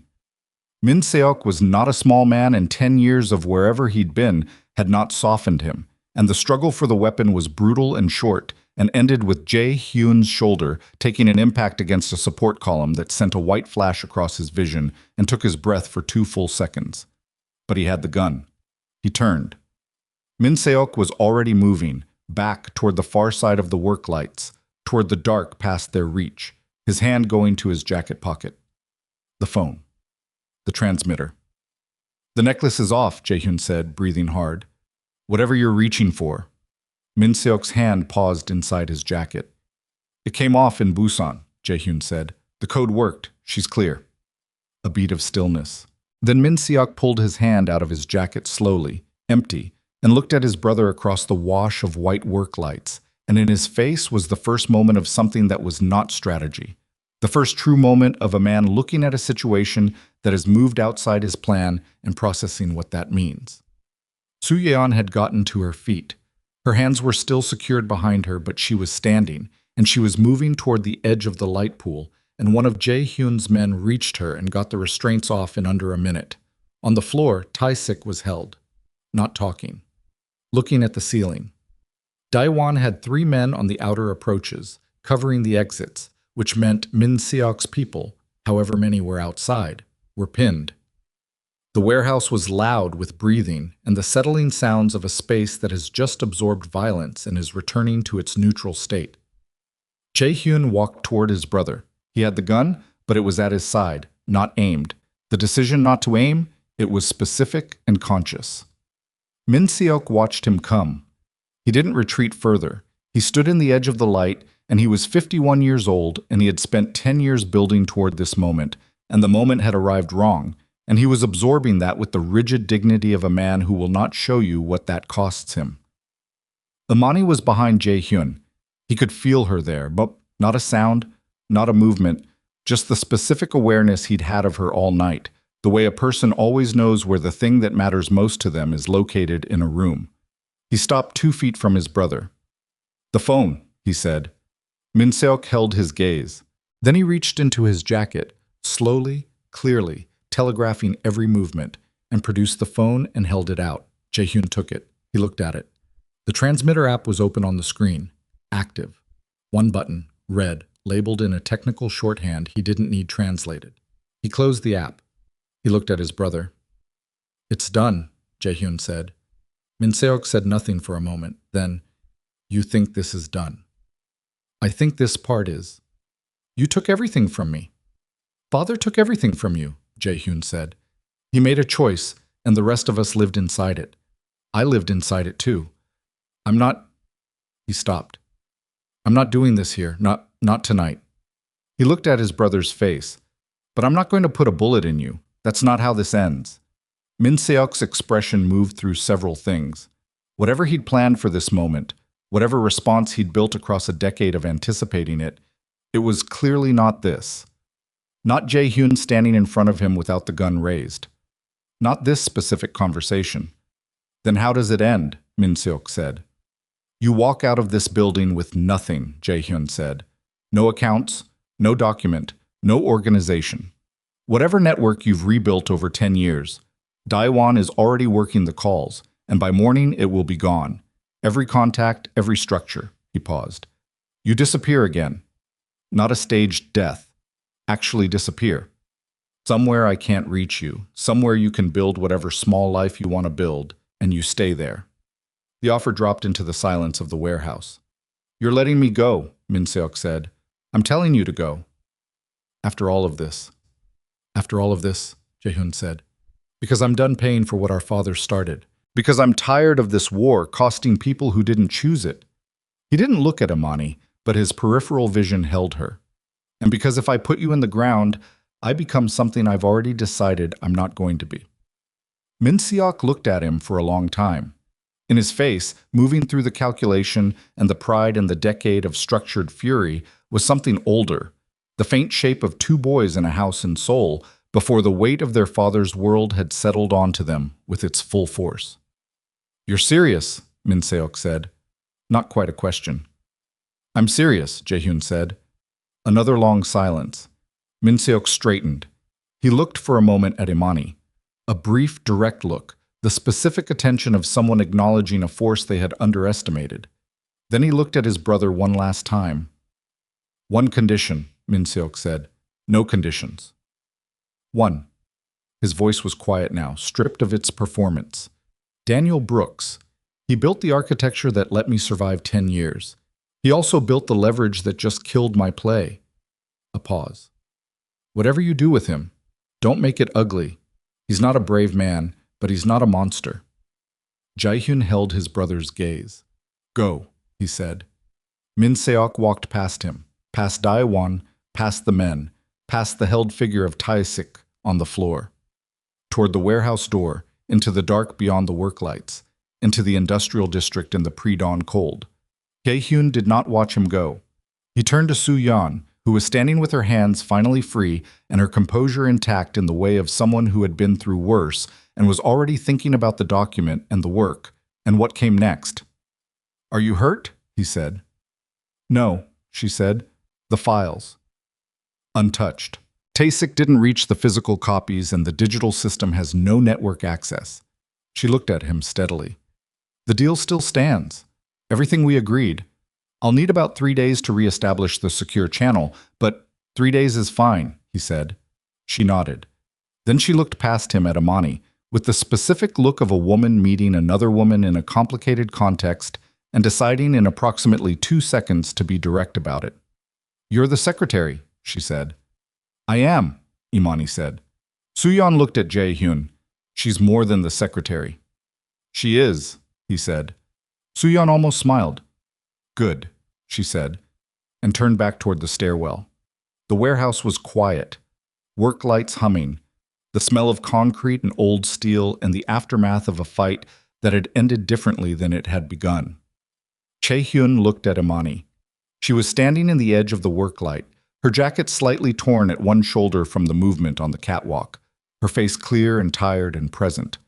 He crossed the space between them and stood in front of her and said nothing for a moment. "You're bleeding," she said. He looked down. His left forearm had a cut from the struggle with Min Seok. He hadn't felt it, or had felt it, and filed it somewhere for later. "It's minor. You should get it looked at." "I will." She looked at him. Her eyes were wet at the corners. Not crying, not quite, but in the neighborhood of it, and she let it be there rather than pressing it away. "Is it over?" she said. He thought about the answer, about Min Seok walking into the dark, about the document in the sub-basement and the work still ahead, about Daniel Brooks standing at the edge of the light behind them, waiting to find out what happened to men who ran out of places to run. "This part," he said. She looked at him for a moment. Then she reached up and put her hand against the side of his face. Just her palm, flat, warm, the specific weight of it. And he went very still under it, the way a person goes still when they've been cold for a long time and suddenly aren't. "Okay," she said. "Then let's finish the rest." The cut on his arm needed 6 stitches. He found this out at 4:23 a.m. in the back room of a clinic that asked no questions and kept no records, which was the kind of place Jae-hyun's organization had always maintained relationships with, and which he noted, with the particular irony available only to exhausted people in the small hours of the morning, was exactly the kind of infrastructure he was supposed to be dismantling. The doctor was a woman in her 60s who had been doing this for decades, and had the specific economy of someone who had long since stopped being surprised by what arrived at her door in the dark. She worked on his arm in silence. He sat on the examination table and looked at the wall and felt the needle going in and thought about nothing in particular, which was a skill he had developed early and relied on heavily in the hours after difficult operations. The deliberate emptying out, the refusal to process before the body had rested enough to process correctly. Imani was in the waiting room. He could hear her through the thin wall. Not words, just the faint sound of her moving, the specific restless quality of a person who was too tired to sit still and too tired to do anything else. Daewon was outside managing the operational aftermath. The calls had been running since the warehouse. The network dismantlement that he'd promised Min Seok would happen by morning. It was happening. Jae-hyun's people were methodical and thorough and had been preparing pieces of this particular task for 3 years without knowing what it was ultimately for, because Jae-hyun had built the preparation into the structure of the broader dismantlement, one layer at a time, the way you take apart something load-bearing without letting the roof fall in. Tae-sik was in custody. Not police custody. That conversation would come later, and it would require specific handling, and Soo-yeon would be central to how it was managed. For tonight he was in a room with 2 of Daewon's men and his own thoughts, which Jae-hyun imagined were not comfortable. Min Seok was gone, into whatever dark he'd chosen. Jae-hyun had not watched him go and had not sent anyone after him, and both of those decisions felt correct in the exhausted, stripped-back way that decisions felt at 4 in the morning after a night like this one. Not settled, not fully processed, but correct in their bones. Daniel Brooks was in a separate car, being driven to a location that was not a cell and not a luxury hotel, but something in between. A company property, quiet, with 2 men on the door. Jae-hyun had not made any decisions about Daniel yet. He was saving that for a time when he had slept. The doctor finished the stitches and taped the arm without ceremony. "Keep it dry for 2 days," she said. "Come back in 10 to remove them." "Thank you," he said. She looked at him with the expression of someone who has seen enough to know when not to ask. "Get some rest," she said. "Whatever it was tonight, it's over." He looked at her for a moment. "Yes," he said, "this part." She left him to put his shirt back on. He sat in the quiet for a moment, alone, the fluorescent light overhead making everything look slightly provisional, slightly temporary. He looked at his bandaged arm. He looked at his hands, which were steady. They were always steady. It was one of the things about him that had been useful and occasionally frightening to people who worked with him. And he thought about his brother walking out of the warehouse into the pre-dawn cold. He thought about the look on Min Seok's face in the last second before he'd turned away. Not defeat exactly. Something quieter than defeat. The look of a man who had organized an entire decade around a single objective and arrived at the end of it to find that the objective had changed shape. That the brother he'd built the plan against had already become someone the plan no longer fit. Jae-hyun did not know if that was better or worse than victory. He suspected it was simply what was true, and that the difference between better and worse would take years to become clear. He put his shirt on and went to the waiting room. Imani was standing at the window, looking out at the street. Seoul in the last dark hour before dawn. A few cars, a delivery truck, the particular emptiness of a city between its nighttime self and its morning self. She turned when he came in, and her eyes went straight to the bandage on his forearm. 6 stitches, he said, before she could ask. "Does it hurt?" "Not particularly." She looked at his face. "You're exhausted." "So are you." "I asked about you." "I know." He crossed the room and stood beside her at the window. They both looked out at the street for a moment. "We'll go back to the building, get some sleep. Tomorrow. Tonight," she said. "It's already today." "Tonight," she repeated. "I need to know what happens now. Not the organization stuff. I understand that's going to take time. I mean," she stopped, looked at the window rather than at him. "I need to know what happens with us. Because I've spent 2 years not asking that question, and I don't think I should not ask it anymore." "No," he said. "You shouldn't." She turned to look at him directly. Her face was clear in the waiting room light, tired, real, no performance in it. This was the face she had, he had long since decided, when she had used up all the energy required to manage other people's comfort. This was just her. "I love you," he said. He said it the way he said most things, without a lot of architecture around it, without setup or softening, because sentiment that required scaffolding to stand was not sentiment he trusted. "I have for a while. I didn't tell you because the situation was—" "I know what the situation was," she said. "That's not the only reason," he said. "The other reason is that I didn't know how to be something you deserve to love. I didn't know if I could get there." He paused. "I'm still not entirely sure I've gotten there, but I'm working on it." She was quiet for a moment. She looked at him with those eyes that had always seen him more clearly than he was comfortable with. "I love you too," she said. "I have for a while. I buried it because I thought—" She stopped. "I already told you what I thought. It wasn't right." "No," he said. "It wasn't." "We're both going to have to work on some things," she said. "Yes." "You have trust issues." "I'm aware. And I have this thing where I make myself smaller than I am, so people don't feel crowded." "You've never made yourself smaller in front of me," he said. "Not once." She blinked. Then something in her face shifted, not in a dramatic way, not with tears or collapse, but in the specific way of someone hearing something they needed and didn't know they'd needed until it arrived. "No," she said, after a moment. "I guess I haven't." They stood at the window for a while without talking. The street outside was starting to change. The first gray at the horizon, the first birds, the particular quality of air that belongs to the hour before the city remembers itself. "My father," she said, eventually. "What do you want to do about him?" She was quiet for a long time. "He gave us the code," she said. "He did. He also helped build everything that put that code around my neck in the first place. Yes. And he told Min Seok we were coming to Busan, or he told someone who told Min Seok, or he was part of the chain that—" She stopped. I don't know exactly what he did tonight and what Min Seok's people did without him.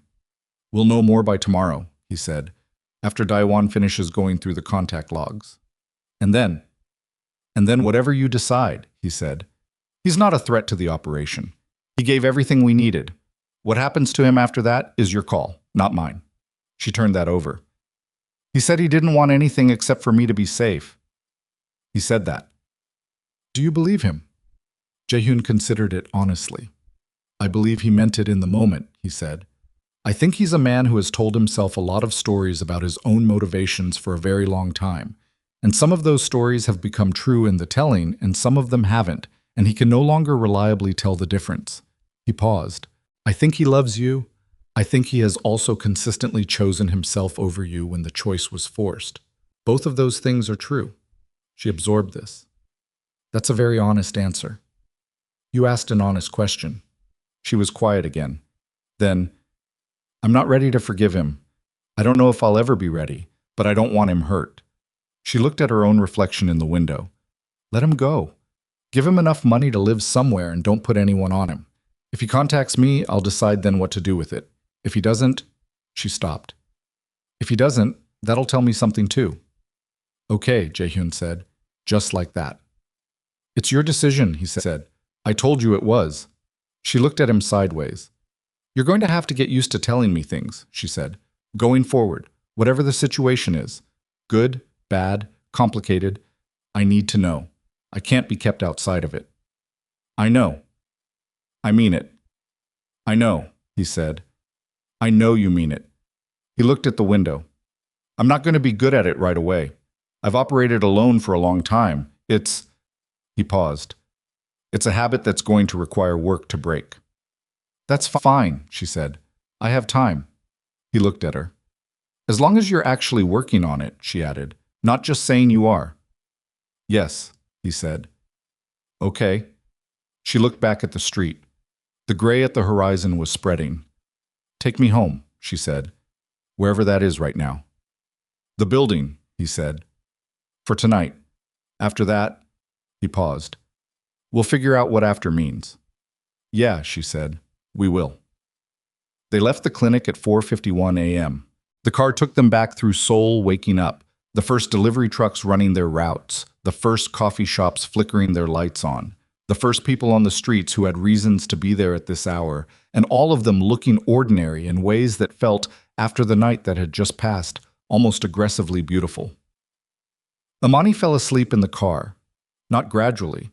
One moment she was looking out the window, and the next her head had dropped against his shoulder, and she was breathing slowly, completely out, with the total abandonment of someone whose body had made the decision before their mind could weigh in. Jae-hyun did not move. He looked straight ahead and let her sleep against him and felt the weight of it. The specific, uncomplicated realness of a person trusting you with their unconsciousness, with something that did not have a clean name but was not complicated to identify. He did not sleep. They reached the building at 5:20 a.m. He woke her gently, which required 2 attempts, and they went up to the executive floor where there were 2 rooms with actual beds, not common knowledge, maintained for operational overnights, the kind of thing the building had always had, and which now seemed different in context. He showed her to one of them. She stood in the doorway for a moment, looking at the bed, then looked at him. Don't disappear on me in the morning, she said. I'll be here, he said. If you're not, I will find you, and I will be very annoyed. I'll be here, he said again. She nodded once, stepped into the room, and closed the door. He stood in the corridor for a moment, alone, the building quiet around him, and then he went to find Daiwan because there was still work, and the work did not wait. The next 3 days were not clean. Nothing about the aftermath was clean, and Jae-hyun had not expected it to be, had in fact spent 3 years building toward an aftermath that would be as controlled as possible, and had still arrived at it with the full understanding that controlled and clean were different categories. The network dismantlement was largely complete by the end of the first day. The financial architecture was handled by Soo Yeon, who re-established her secure channel within 48 hours exactly as she'd said she would, and proceeded to work through the transition documents with the focused efficiency of someone who had been waiting 3 years to actually execute the plan rather than simply maintain it. The accounts Daniel Brooks had kept hidden, the backup structures he'd built for himself, he turned over in full, sitting across a table from Soo-yeon in a conference room on the 32nd floor with Imani present at her own insistence. Daniel handed over everything. It took 4 hours. He talked through the architecture in the voice he used when he was in his area of competence, precise, detailed, walking Soo-yeon through structures she would need time to verify and process. At the end of it, he sat back in his chair and looked at his hands for a moment, and then he looked at Imani. She met his eyes. "Is that everything?" she said. "Yes," he said. Nothing held back. "Nothing I'll find out about in a year." "Nothing," he said. "I swear it." She held his gaze for a moment. "Okay," she said. "Not warm, not cold, precise." Daniel nodded slowly. "I know this doesn't," he started. "Don't," she said. "Not right now." She stood up from the table. "I need some time. You're going to go where they set up for you, and you're going to stay there. And when I'm ready to have a different conversation, I'll reach out." She paused. "If that doesn't happen for a while, you'll wait." "Yes," he said. "I'll wait." She left the room. She didn't look back, not because she was angry. She was, but that wasn't the reason. But because she had made a decision about what she could carry right now and what she needed to set down, and she was a person who honored her own decisions once they were made. Jae-hyun watched her go from his position at the back of the room. He looked at Daniel, who was still at the table, looking at the space where his daughter had been sitting. "She'll reach out," Jae-hyun said. He wasn't certain of it, but he believed it, which was close enough. He paused. "She doesn't abandon things. It's not in her." Daniel looked at him for a moment. "Take care of her," he said. "She doesn't need me to take care of her," Jae-hyun said. "She needs me to be honest with her. There's a difference." Daniel looked at him for another moment. Then something in his face settled. Not relieved, not resigned, but settled in the way of a man who has heard something true and has enough left in him to recognize it. "Yes," Daniel said. "There is." Tae-sik's situation was resolved through Soo-yeon's channels, a process that was not simple and that Jae-hyun stayed at the edge of, providing what information was needed and allowing the institutional machinery that Soo-yeon had spent 6 years building relationships within to do the work it was designed to do. It was not satisfying in the way that other resolutions might have been. It was correct, which was what he'd decided to care about instead. The building itself, the question of what KH Global became now, what the 38th floor meant in 6 months and in a year, Jae-hyun worked through with his senior legitimate staff over the following week. It was the least dramatic part of the aftermath and also in some ways the most substantial. The company was real. The technology contracts were real. The people who worked there and had done so without full knowledge of what the other half of the operation was. They were real, and their jobs were real, and the structure he was building toward was real. He told his board, in careful and specific terms, that certain aspects of the company's legacy operations were being formally restructured and that the process was already underway. He did not use the word criminal. He did not need to. 3 of the 7 board members understood exactly what he meant and said nothing, because they had always understood exactly what they were part of and had made their peace with it long ago, and the terms he was offering them were reasonable enough that peace remained the easiest choice. The other 4 asked careful questions and received careful answers and were satisfied, because they were people who had always known that satisfaction required a certain selective attention to detail, and they were practiced at it. The company continued. Differently shaped, differently oriented, but continuous. Imani came back to work on the 4th day. Not to her old job. That wasn't what either of them meant by coming back. She appeared in his office at 9:15 a.m. with 2 coffees and sat down across from his desk and put one of the cups in front of him and said, "I want to know what I'm actually doing here." He looked at her. "What do you want to be doing here?" "Something real," she said. "Not scheduling, not filtering your calls, something that uses the actual thing in my head." She held his gaze. "I've been figuring out what's wrong with your operational communications for 2 years without the authority to fix any of it. I have a very detailed list." "I know you do," he said. "I've watched you take notes on it." She blinked. "You noticed that." "You use the red notebook," he said. "You only use the red notebook for things that are bothering you." She stared at him. "That is, You've been watching me for 2 years. Yes, he said. That's... She stopped. That's actually fine, given everything, but still. She looked at her coffee. Then she looked back at him. I want to lead the communications restructure, the whole thing, internal and external. I have thoughts about how the company presents itself that are going to require significant budget and significant authority to implement. Okay, he said. That's it? What did you expect? I expected you to think about it for 3 days and then send a memo. The memo would have said, okay, he said. This is faster. She looked at him for a moment. Then she picked up her coffee and something in her face shifted into a register that was close to the expression she'd had in the waiting room, that particular quality of someone who keeps receiving things they needed and keeps being slightly surprised by it. Okay, she said. Good. She stood up. I'll have a proposal on your desk by Friday. I know you will, he said. She walked to the door. Then she stopped and turned back. Last night, she said, you told me you'd be there when I woke up. I was. You were in the corridor, she said. That counts? I was right outside the door, he said. I checked twice. She looked at him steadily. That's either very sweet or slightly alarming. Probably both, he said. She nodded. Probably both, she agreed. And she left. He sat for a moment in the quiet of the office. The morning light coming in, the city moving below, the ordinary machinery of a building doing its work. Then he looked at his desk and the papers on it and picked up his phone and texted Daewon. Morning briefing, 20 minutes. And the day began.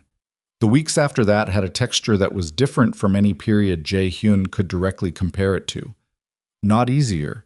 Easier was not the right word for any of it, but different in the specific way that things are different when the shape of what you're working toward has become visible. He had a conversation with Soo-yeon every Tuesday. The process she was managing the formal institutional engagement with the restructuring, the documentation, the transition of information from her to the appropriate channels, was slow and deliberate by design, because slow and deliberate was the only version of it that didn't collapse under its own weight. She was competent and direct and occasionally frustrated, which was fair. He answered her frustration honestly when it arose and let it sit there rather than trying to manage it away. He heard nothing from Min Seok. He had expected this.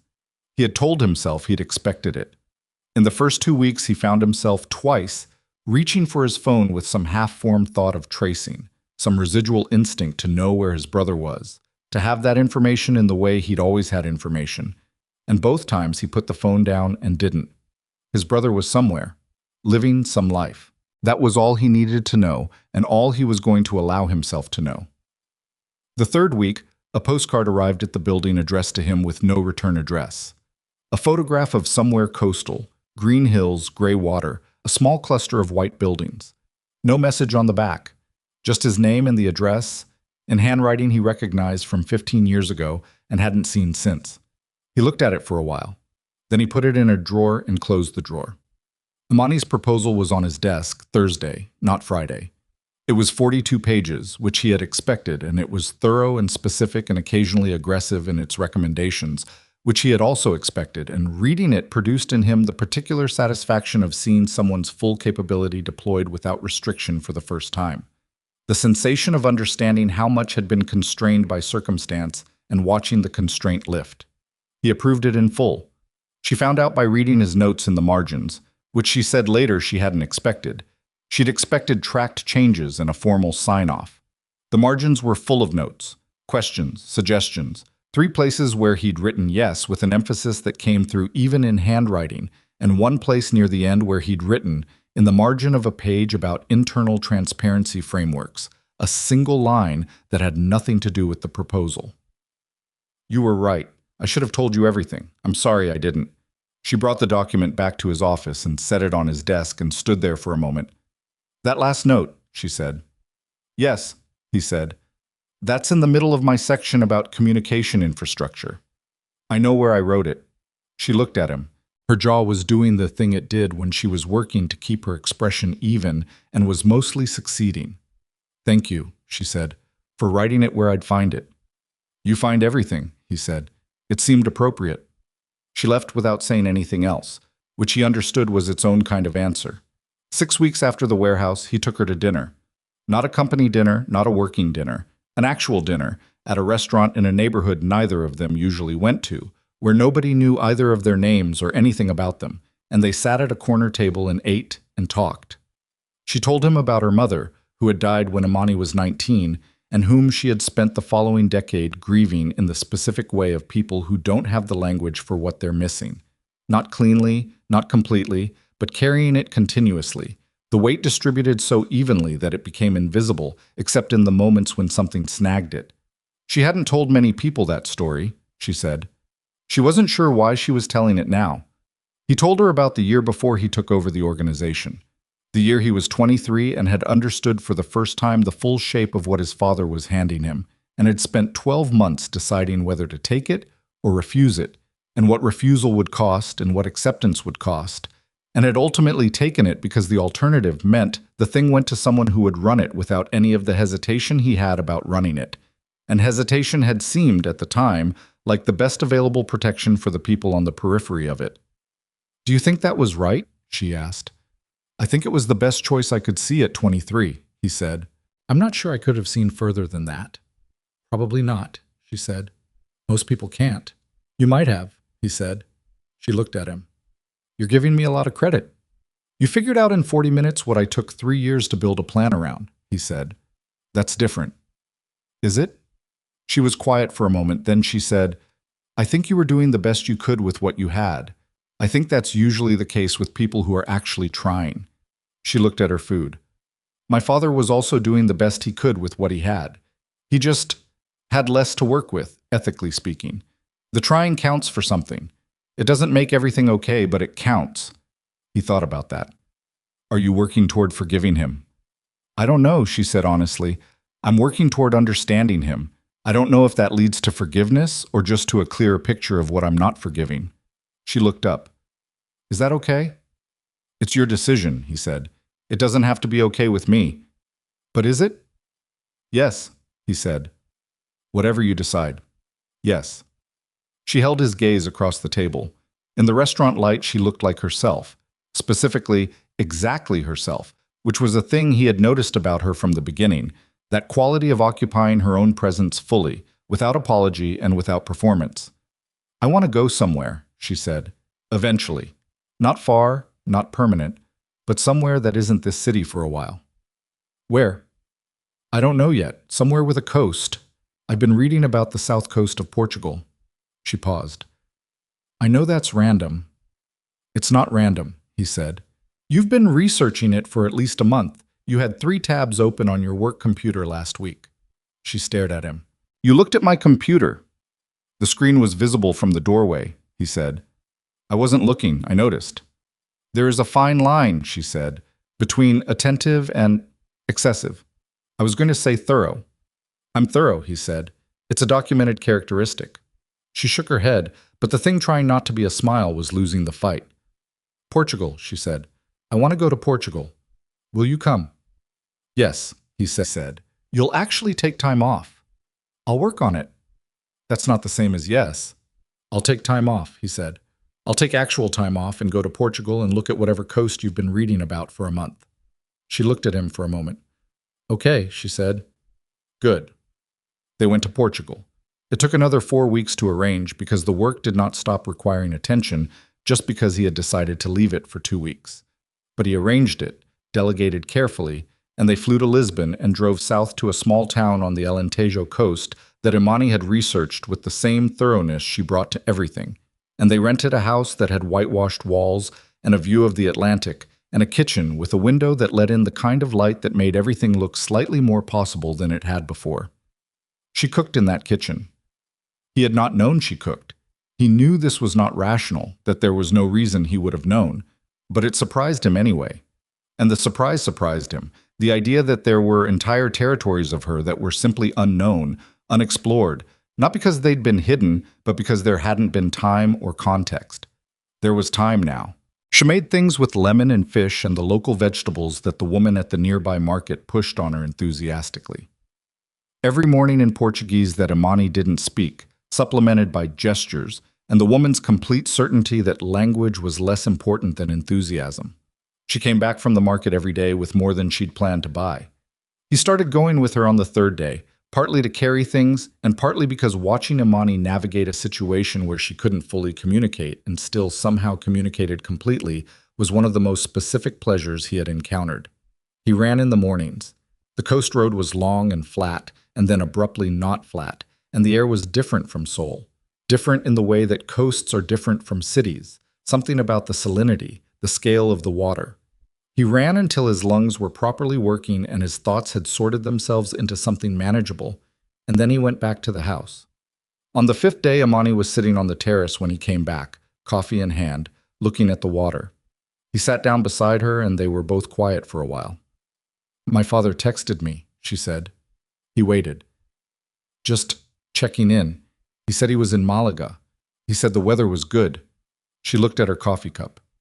"He didn't ask for anything. He didn't push." "How did it feel?" Jae-hyun said. "Strange," she said. "Not bad, just strange." She paused. "I didn't respond yet." "You don't have to," he said. "I know I don't have to." She looked at the water. "I think I will. Eventually. Not a big conversation, just acknowledging it." She turned to look at him. "Is that weak?" "No," he said, immediately and without qualification. She looked at him for a moment. Then she nodded and looked back at the water. After a while, she said, "What are you thinking about?" He considered the question honestly. "The company," he said. "What it looks like in a year. Whether the restructure is holding." He paused. "And about being here, simultaneously. Can you do both?" "Apparently," he said. "I've been doing both for 5 days and you haven't thrown me into the ocean yet." "The ocean is very far down," she said. "It would be effort." He looked at her. She looked back at him, and what was in her face was the specific warm quality of a person who has come home to something. Not a place, not a circumstance, but a state of being that they hadn't known they were looking for until they found it. He reached over and took her hand. He held it with the undemonstrative directness that was, for him, the loudest thing he was capable of saying. No flourish, no ceremony, just the decision and the action. She turned her hand over and held his back. They sat like that for a while, watching the Atlantic do what the Atlantic does. Indifferent and enormous and completely itself, moving because that is its nature and not because anyone required it to. The morning they left to go back to Seoul, she stood in the doorway of the rented house for a moment before pulling it closed. Looking at the inside of it, the kitchen with the lemon light window, the table where they'd eaten dinner 6 nights in a row, the 2 coffee cups still on the counter from that morning. He stood behind her and waited. She pulled the door closed. On the drive to the airport, she was quiet for the first hour, looking out the window at the Portuguese landscape moving past. The cork oaks, the red soil, the white villages on the low hills. "I'm going to miss it," she said. "We can come back," he said. She looked at him. "Really?" "Yes." "You're going to actually put it on the calendar." "I will put it on the calendar," he said. "Or you will. You're better at making things happen on calendars than I am." She looked at him for a moment longer. "That's the most honest thing you've said about yourself in 2 weeks." "I've been very honest." "You've been honest about the important things," she said. "You're less forthcoming about the small ones, the ones that make you seem fallible." He thought about this. "I'll work on it," he said. "I know you will," she said, and the ease in her voice, the simple, grounded confidence of it, the absence of doubt, was something he stored carefully, because it was not something he had extensive experience receiving, and he did not intend to treat it as ordinary. Seoul met them the way Seoul always met arrivals, full of itself, indifferent to departure and return alike, operating on its own enormous schedule. The city was the same.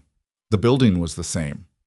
Daewon had a briefing ready, which Jae-hyun read in the car on the way from the airport, and which confirmed that the restructure was holding, that Soo-yeon's process was proceeding, that nothing had broken in his absence.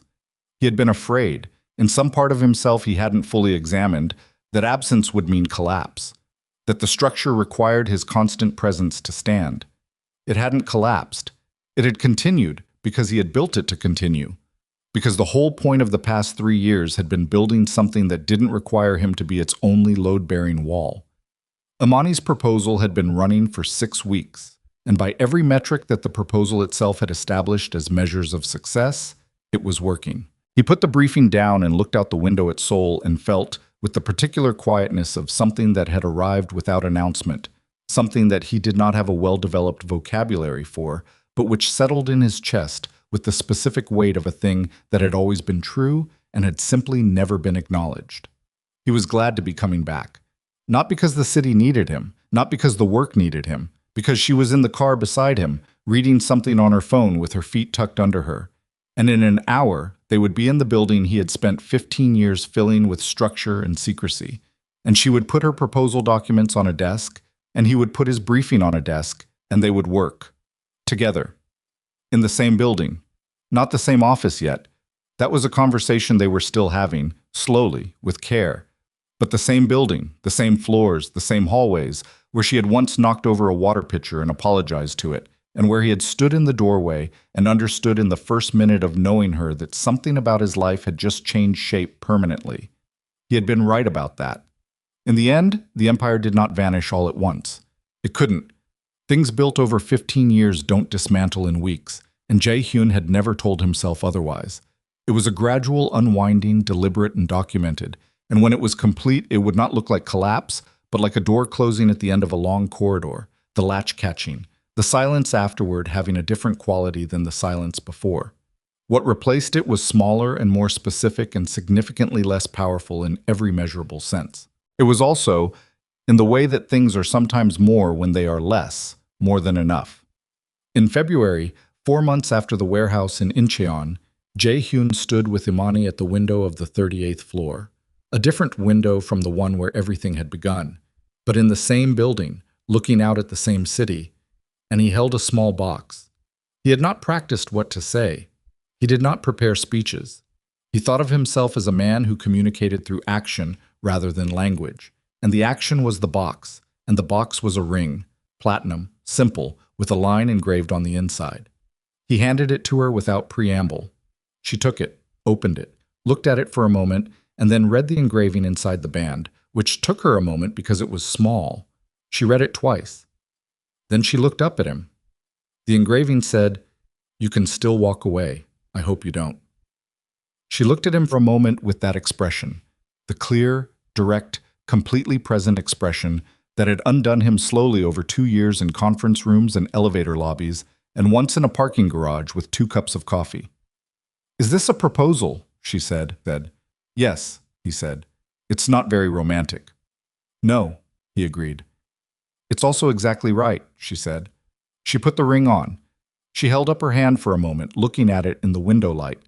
Then she looked at him, and she smiled. Actually smiled. The full version. Not the version she produced for boardrooms and difficult clients, but the one she kept for moments when she had decided that happiness was the correct response and wasn't going to be argued out of it. "I'm not walking away," she said. "I know," he said. "But I wanted you to know the door was there." She reached up and put her hand against his face the same way she had in the warehouse, palm flat, warm, the specific weight of it that he had stored and returned to more than he would ever tell anyone. "I know the door is there," she said. "I've known it the whole time. I'm choosing this." Her thumb moved once, a small motion. "I'm choosing you." He put his hand over hers. He held it there. Outside, Seoul ran its enormous and different life. The Han River carried the afternoon light in the way it always did. Somewhere in Malaga, a man sat in good weather and thought about his daughter. Somewhere on a coast that looked like the photograph on a postcard, a man who had once ruled half of what this building represented was learning to want smaller things. In a room below them, a woman with an air-gapped computer and 15 years of patience was closing the last chapters of a very long document. The building stood. The necklace was gone.